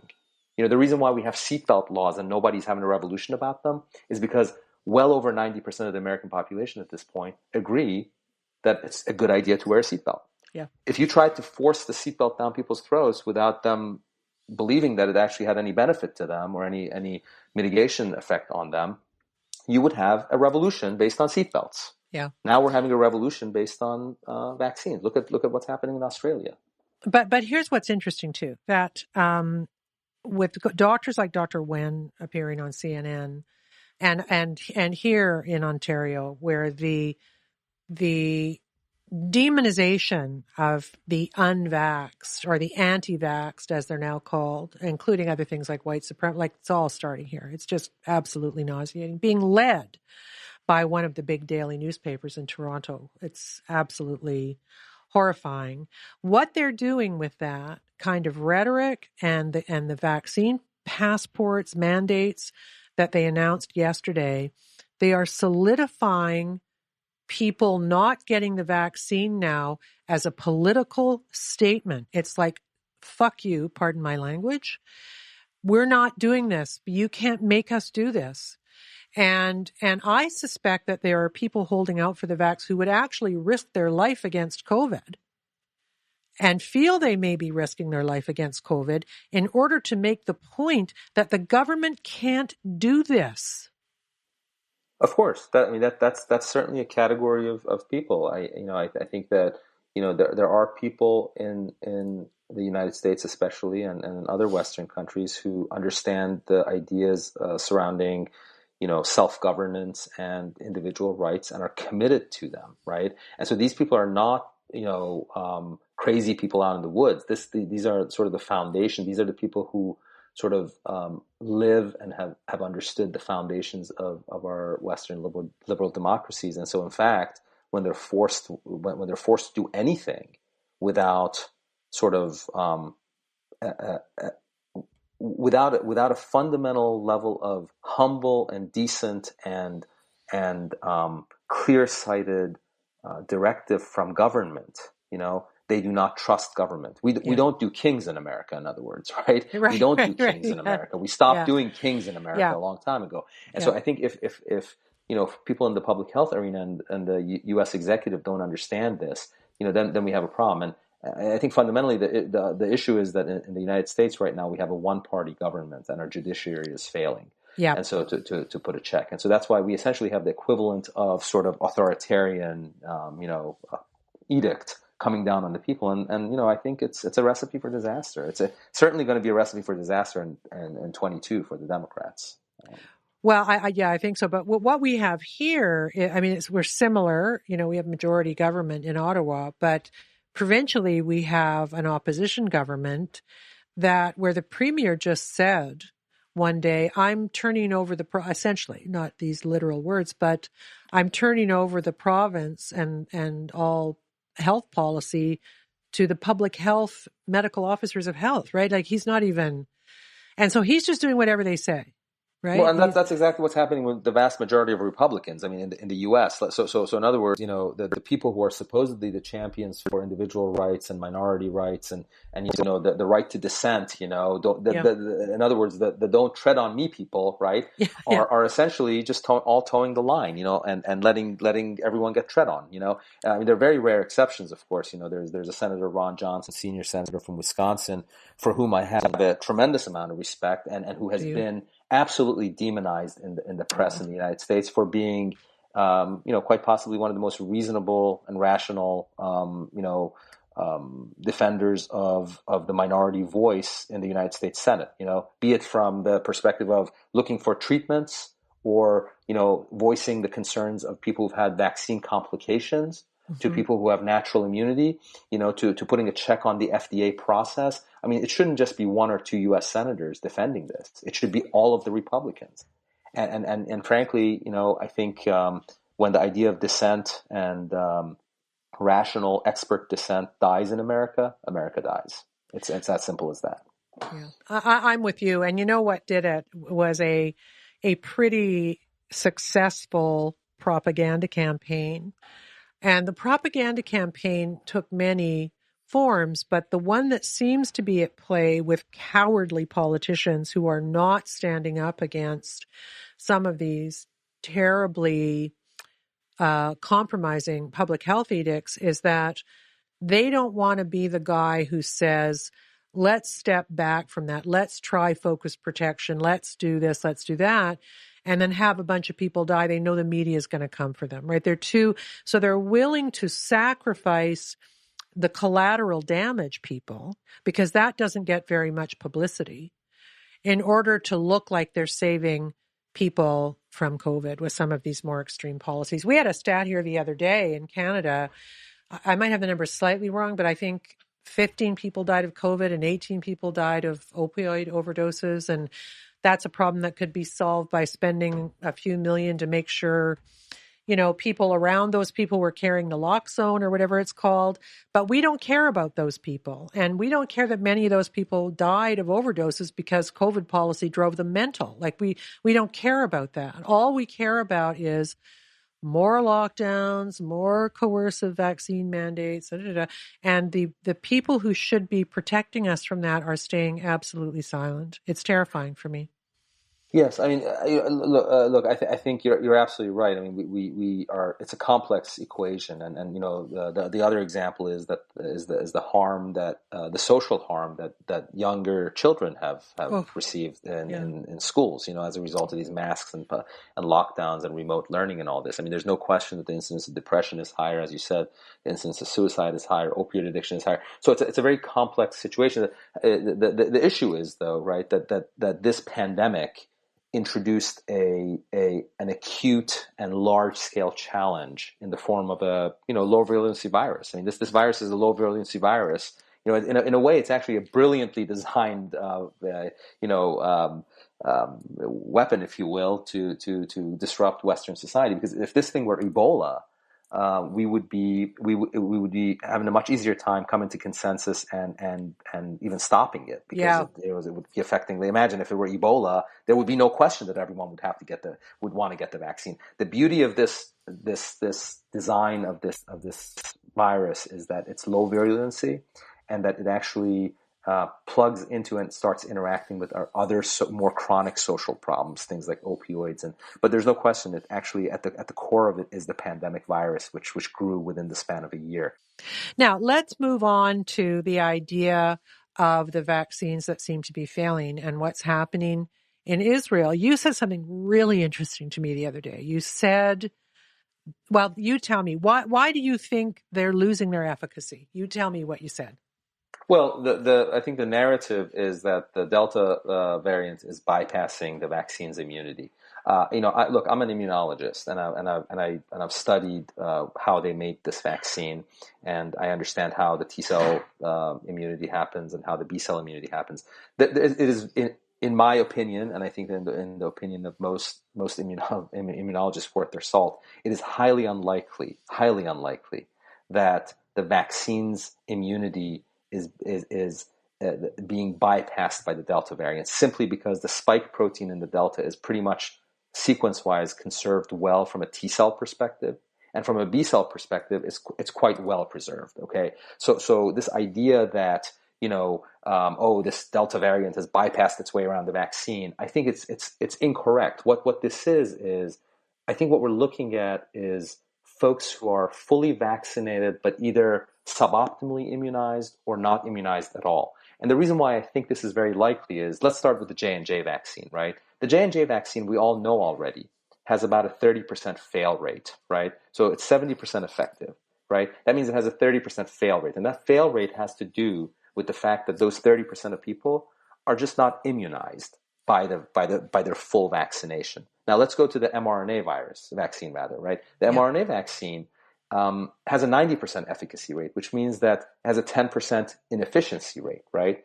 That 10% inefficiency, again, has to do functionally with suboptimal or absent immunization, right? So it's not magic. Immunology is not magic, right? It's like if you have antibodies and prime T cells, right, your immune system will get rid of a transient virus, right? Now we have these two vaccines, a 10% fail rate under optimal conditions of delivery and a 30% fail rate under optimal conditions these are under clinical trials, right?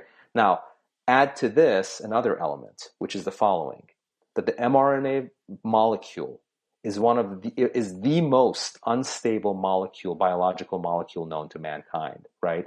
And so when you have a molecule that's unstable and you're delivering it en masse, right, on the scale of millions and billions, right, you're going to have a fail rate to this thing. And so you're going to have a population of people who are fully vaccinated, quote unquote, right, who think they're completely protected. And these people are not immune, or they're suboptimally immune. And so when they get confronted with the virus, they become infected. And so then they go into the hospitals and they say, oh, I was vaccinated. Oh, there it is, breakthrough case. Delta's bypassing this. So it's a complete misinterpretation. And where does it come from? It comes from the fact that our public health officials are not squarely focused on immunity. Okay? So in other words, look, if I buy a car, right, I always, before I drive it off the lot, I check to make sure the brakes are working, the headlights are working, the windows are working, right? Here we are we're given this vaccine. It's a highly unstable molecule, and no one checks to see if it did what it's supposed to do for us. And so here we are. We go out with our vaccine cards and without our masks to our parties, like what happened in Cape Cod, right?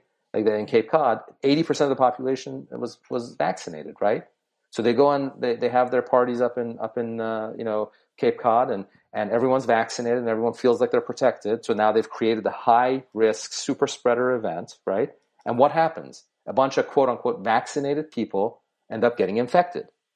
But really the question is, were these people really immunized? It is the simplest explanation is that they were not immunized. That's the science. The science says that they were not immunized adequately. So just answer for me, because it's a really, really important point. How can you not be immunized if you've been given a vaccine? Well, several ways, two ways, really. One is that for some reason your genetics are not interacting with the vaccine appropriately. That's very unlikely. That's going to be a minority of cases. I think the vast majority of these failures have to do with actually a physical, literal failure in the dose, right? It's like a medicine. It's like any medicine, right? It has a fail rate, right? And especially when you scale it to millions or billions, you're going to have a certain percentage failing. Now, add to that the fact that mRNA is the most unstable biological molecule known to mankind, period. That is a fact. Every self-respecting biologist will tell you mRNA is a highly unstable product, right? It falls apart. So what are the chances that these folks who've gotten 2 shots of the mRNA vaccine, a whole bunch of them only got the equivalent of 1, and a whole bunch of them got the equivalent of none? Now, they have their vaccine cards and they're fully vaccinated, but they're not immune, right? So, and this is the problem, right? The problem is if you focus on the vaccination, it's fine. You can vaccinate people who are not immune, but we should also be making sure that this vaccine is working for these people, and especially people who are higher risk. So in other words, in terms of the risk stratification that you and I talked about, if there's one thing to do, it's actually to focus in on those people who are in their 70s or morbidly obese, diabetic, etc., who got vaccinated, and check to make sure that their vaccine worked for them. Right? Yeah. That they actually have made antibodies. Look, I got the Moderna vaccine. I got 2 shots of the Moderna vaccine. I checked my antibodies beforehand. I had no antibodies. I checked my antibody after the first vaccine shot. I made a modest response. And I checked it after the second shot, and I got a whopping response, right? So the vaccine has worked for me. And then I checked it again 6 months later, and I still have a whopping dose. Look, by all practical measures, it is very unlikely that I'll acquire a severely morbid infection. Is it possible that I'll get a mild infection? It's possible, yes. Right? So that's the other thing, it's like this expectation that the vaccine is like the bastion of perfection. It's a binary. Like, show me one drug, even the most effective drugs. Show me one drug that has a binary effect, that is perfectly effective in 100% of cases. There is no such thing.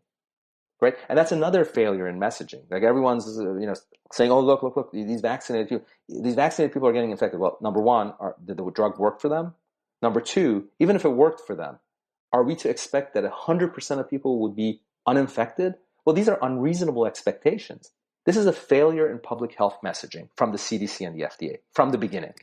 Well, they let us think. I believe that they were even dancing around the idea of sterilizing immunity in this thing. I mean, people, I bet that if you went out on the street now and interviewed a bunch of people who'd gotten the vaccine and asked them what they thought the vaccine was going to do for them, they would say, maybe not like today because there's been more information, but let's say 2 months ago, they would have said that getting the vaccine would have prevented them from getting infected with COVID-19. That's what they would say, right? Look, I think in general, right,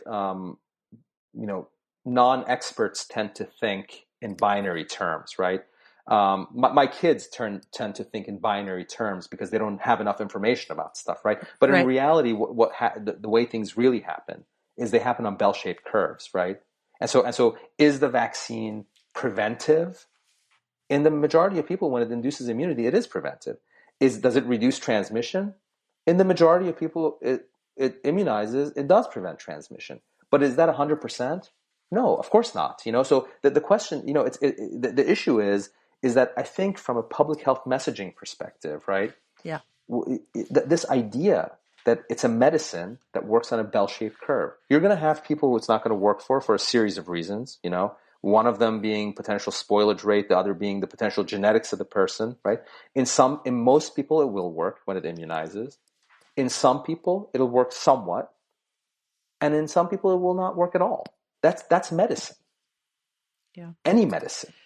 Is it also possible that the vaccine failures can be attributed to the fact that there was spoilage, they weren't handled correctly, or something along those lines? Well, yes. I mean, the idea of the mRNA being unstable is linked to spoilage. So I don't know if you recall, but early in the vaccine campaign, there was this idea that we would have to deliver these vaccines in -70, all the way to the consumer. And then on May 19th, the FDA came out and said, no, you don't need to store this. So in that much of a cold, that idea, I think was quite striking, because here you have this very unstable molecule that needs to be handled. Every biologist would tell you that mRNA is very unstable. And suddenly these folks are saying, oh, no, you can put it in the fridge for a week, right? Maybe you could, but I would bet you that by doing that, that laxity that they introduced in the storage has led to many, many mRNA doses not being optimal, right? And that's spoilage, right?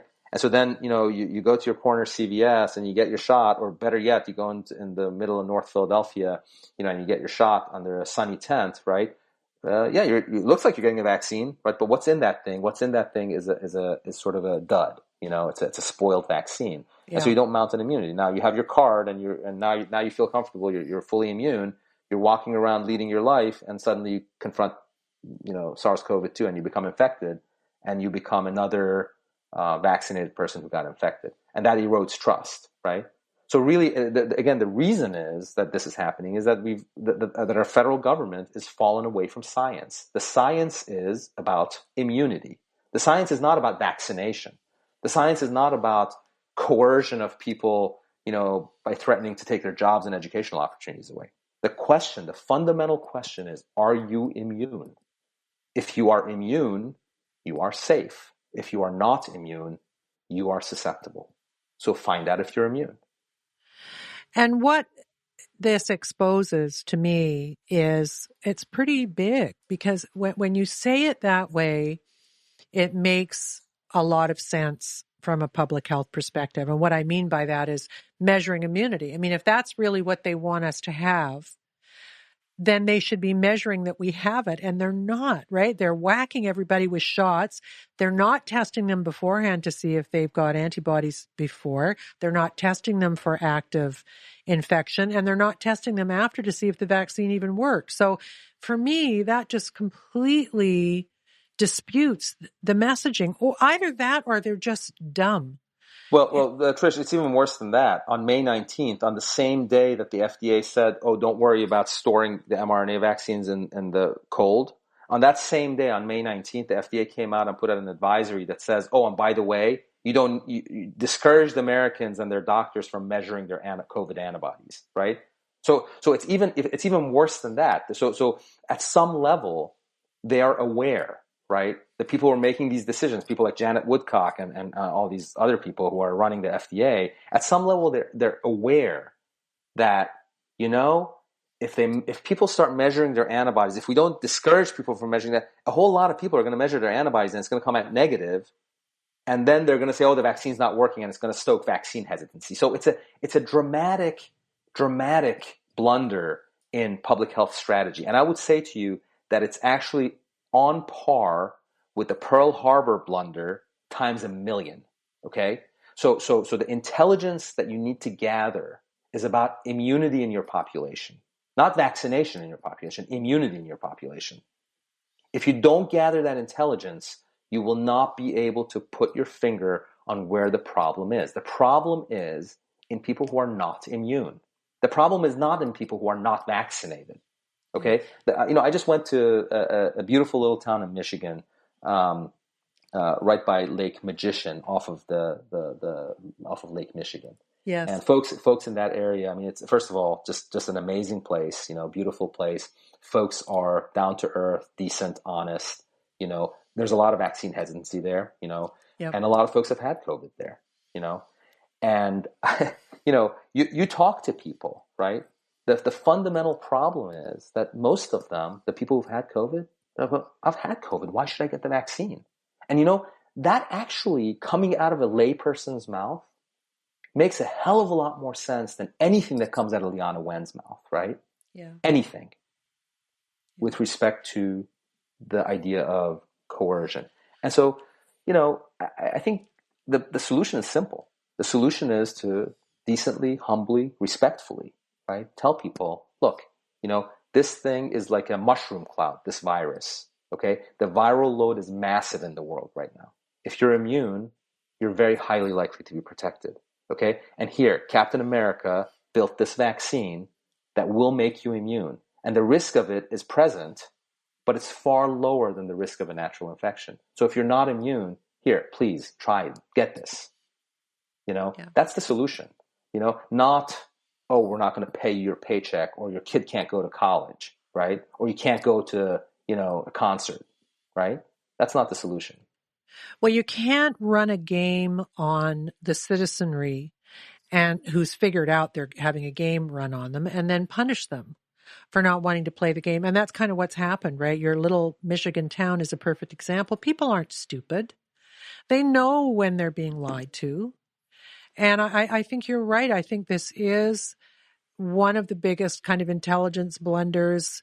Pearl Harbor's it's a good starting point. I completely agree with you. I think this is a disaster made by the people in charge. And that seems to be the story of the day on many fronts these days. They just can't be honest, right? They can't say we made a mistake, or, give us a break.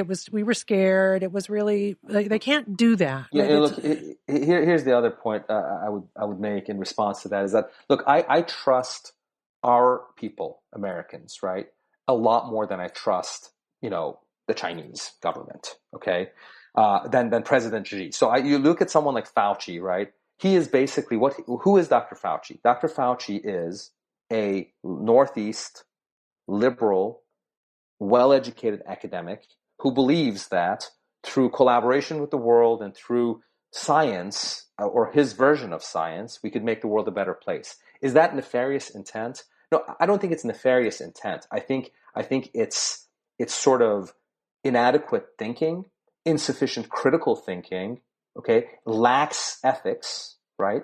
And a blunder by an American. Still, I trust Dr. Fauci a hell of a lot more than I trust the CCP and the PLA, okay? And so what we need to do is, in my opinion, is that we need to stop tearing each other apart. What we need to do is we need to accept, right, that we live in a pluralistic liberal democracy where we have to accept each other, meet each other where we are, okay? Treat each other with decency and respect, okay? Not shove anything down anyone's throat, and also accept that the reason why our country is a great country, economically and technologically, is because it has operated for about 100 years on some very well-defined scientific principles. It's not random that the United States is the most powerful and most economically rich country in the world. We've operated on science. And if we fall away from that science, we will fall. It's very simple.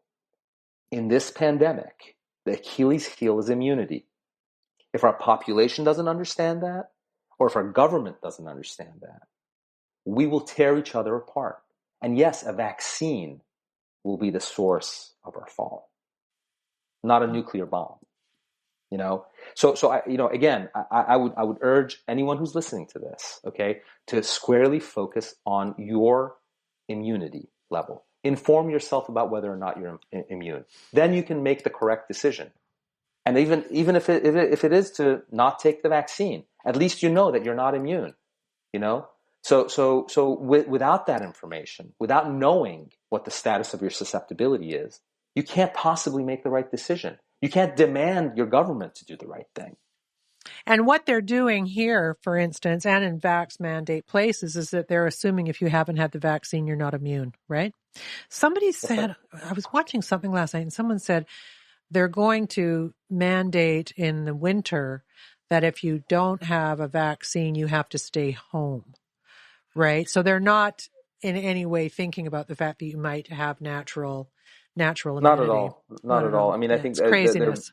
one of the unfortunate realities, and again, I pray and I hope and I knock wood, but I do believe that this fall and winter, as we turn on our furnaces and people go back indoors, I think we are going to see a surge. I don't think we're anywhere near the 90% mark in terms of immunity.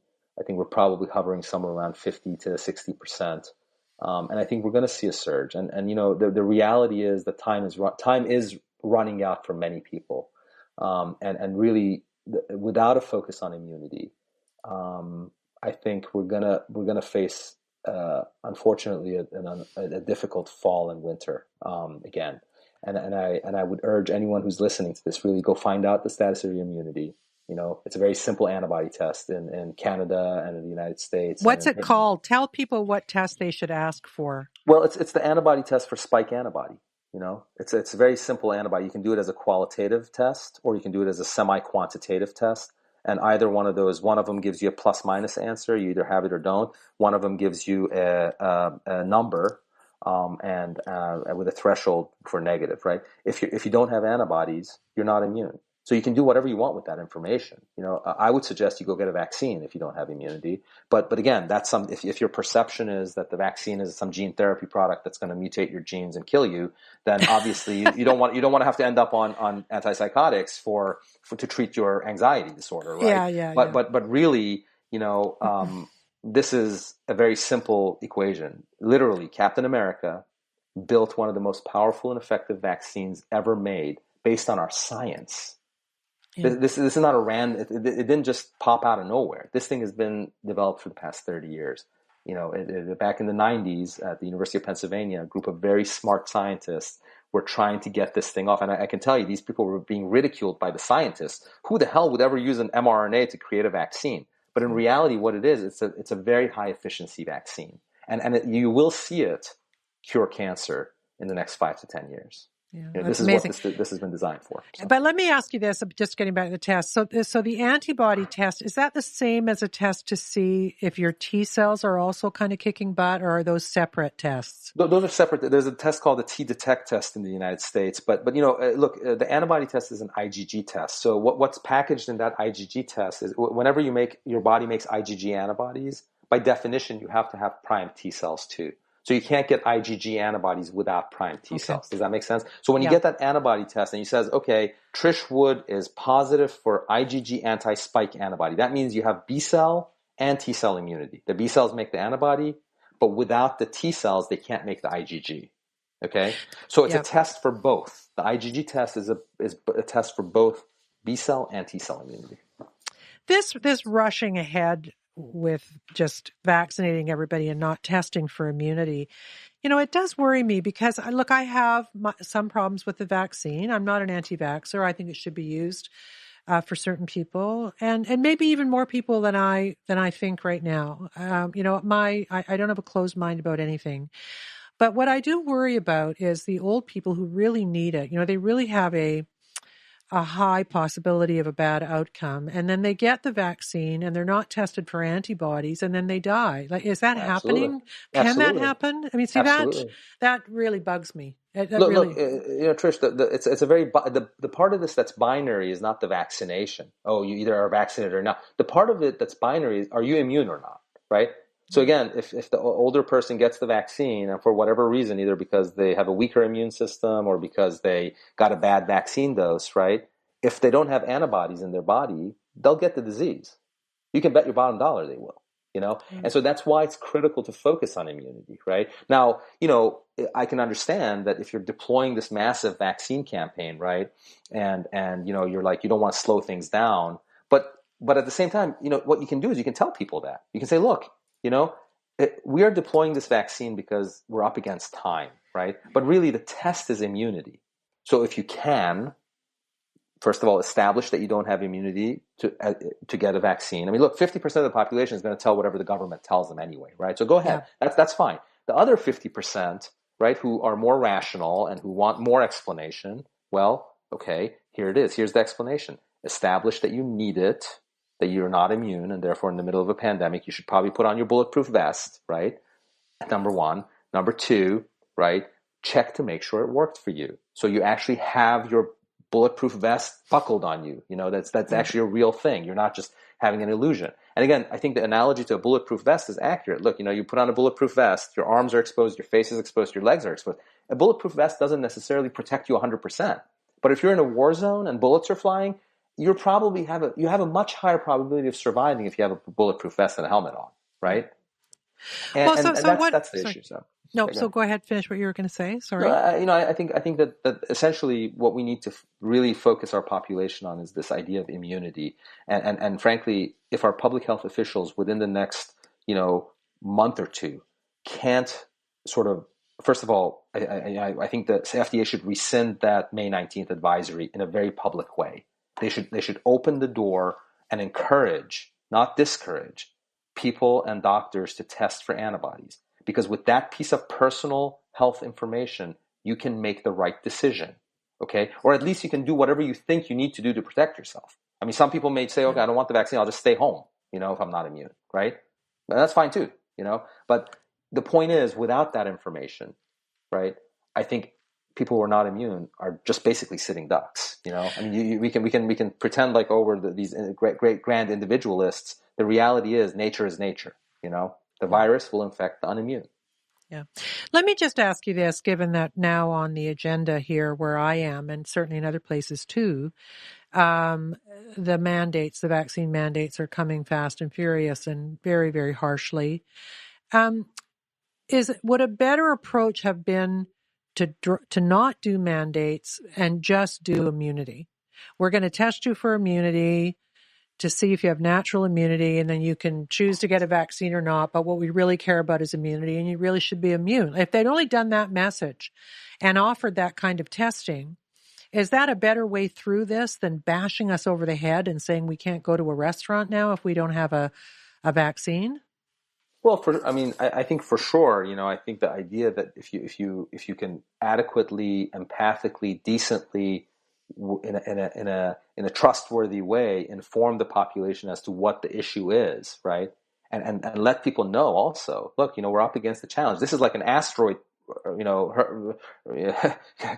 a direct collision course with the world, right? It's a natural phenomenon. It's like a mushroom cloud of a virus that was designed to infect and harm a minority subset of people, about 10% of people in the Western Hemisphere, right? So what we need to do is level with each other, give information, identify the Achilles heel of this thing, which is immunity, right? And then ask for compliance, because I think, again, as I said, at the core of a stable democratic society, and a self-governing society that has rules and the law and that are designed for safety, right? Is this idea that the population as a whole should agree that the laws are reasonable and therefore compliance is in everyone's best interest, including the individuals, right? So you can't expect compliance without giving people adequate information. Okay, and if you expect it, then you've veered into the domain of authoritarian states, right? And so you can't call yourself a liberal democracy anymore. So yes, I think giving people information correctly, accurately is right. Now, in terms of the mandates, I do believe that there are settings in which immunity mandates are necessary. For example, in the healthcare setting, right? I don't think that it's reasonable for healthcare workers, okay, to refuse being immune. Right? Because for the same reason that I don't think it's acceptable for a police officer to refuse to answer a 911 call, right? It's like, if I answer a 911 call, I may get shot, so therefore I'm not going to answer a 911 call. No, well, you can't do that and be a police officer, right? So in a healthcare setting, I think it's absolutely essential for healthcare workers to be immune. Now, whether that's natural infection or whether that's vaccine immunity, those two should be both acceptable. The problem is that a lot of people, healthcare workers, have actually been naturally infected, right, and are naturally immune, and many healthcare institutions are not accepting that. Now, there's some rare exceptions, like in Ohio, there's this Catholic health system that accepts both. I think it's called the Kettering Health System. They accept both natural immunity, as evidenced by IgG antibodies, as well as vaccination as proof of immunity, and that's the rational way to do it in that setting. I think, like, for example, in school teachers, right? School teachers, adult school teachers should all be immune. Okay, that's a public engagement thing, right? Public transportation workers should all be immune, right? I mean, anything that has to do with high frequency public engagement, I think the workers in those settings ought to be immune, and I think in that case, there is a reasonable sort of civil and legal case to be made for mandates for vaccination against the public health hazard, right? Yeah. Not vaccination, rather immunity.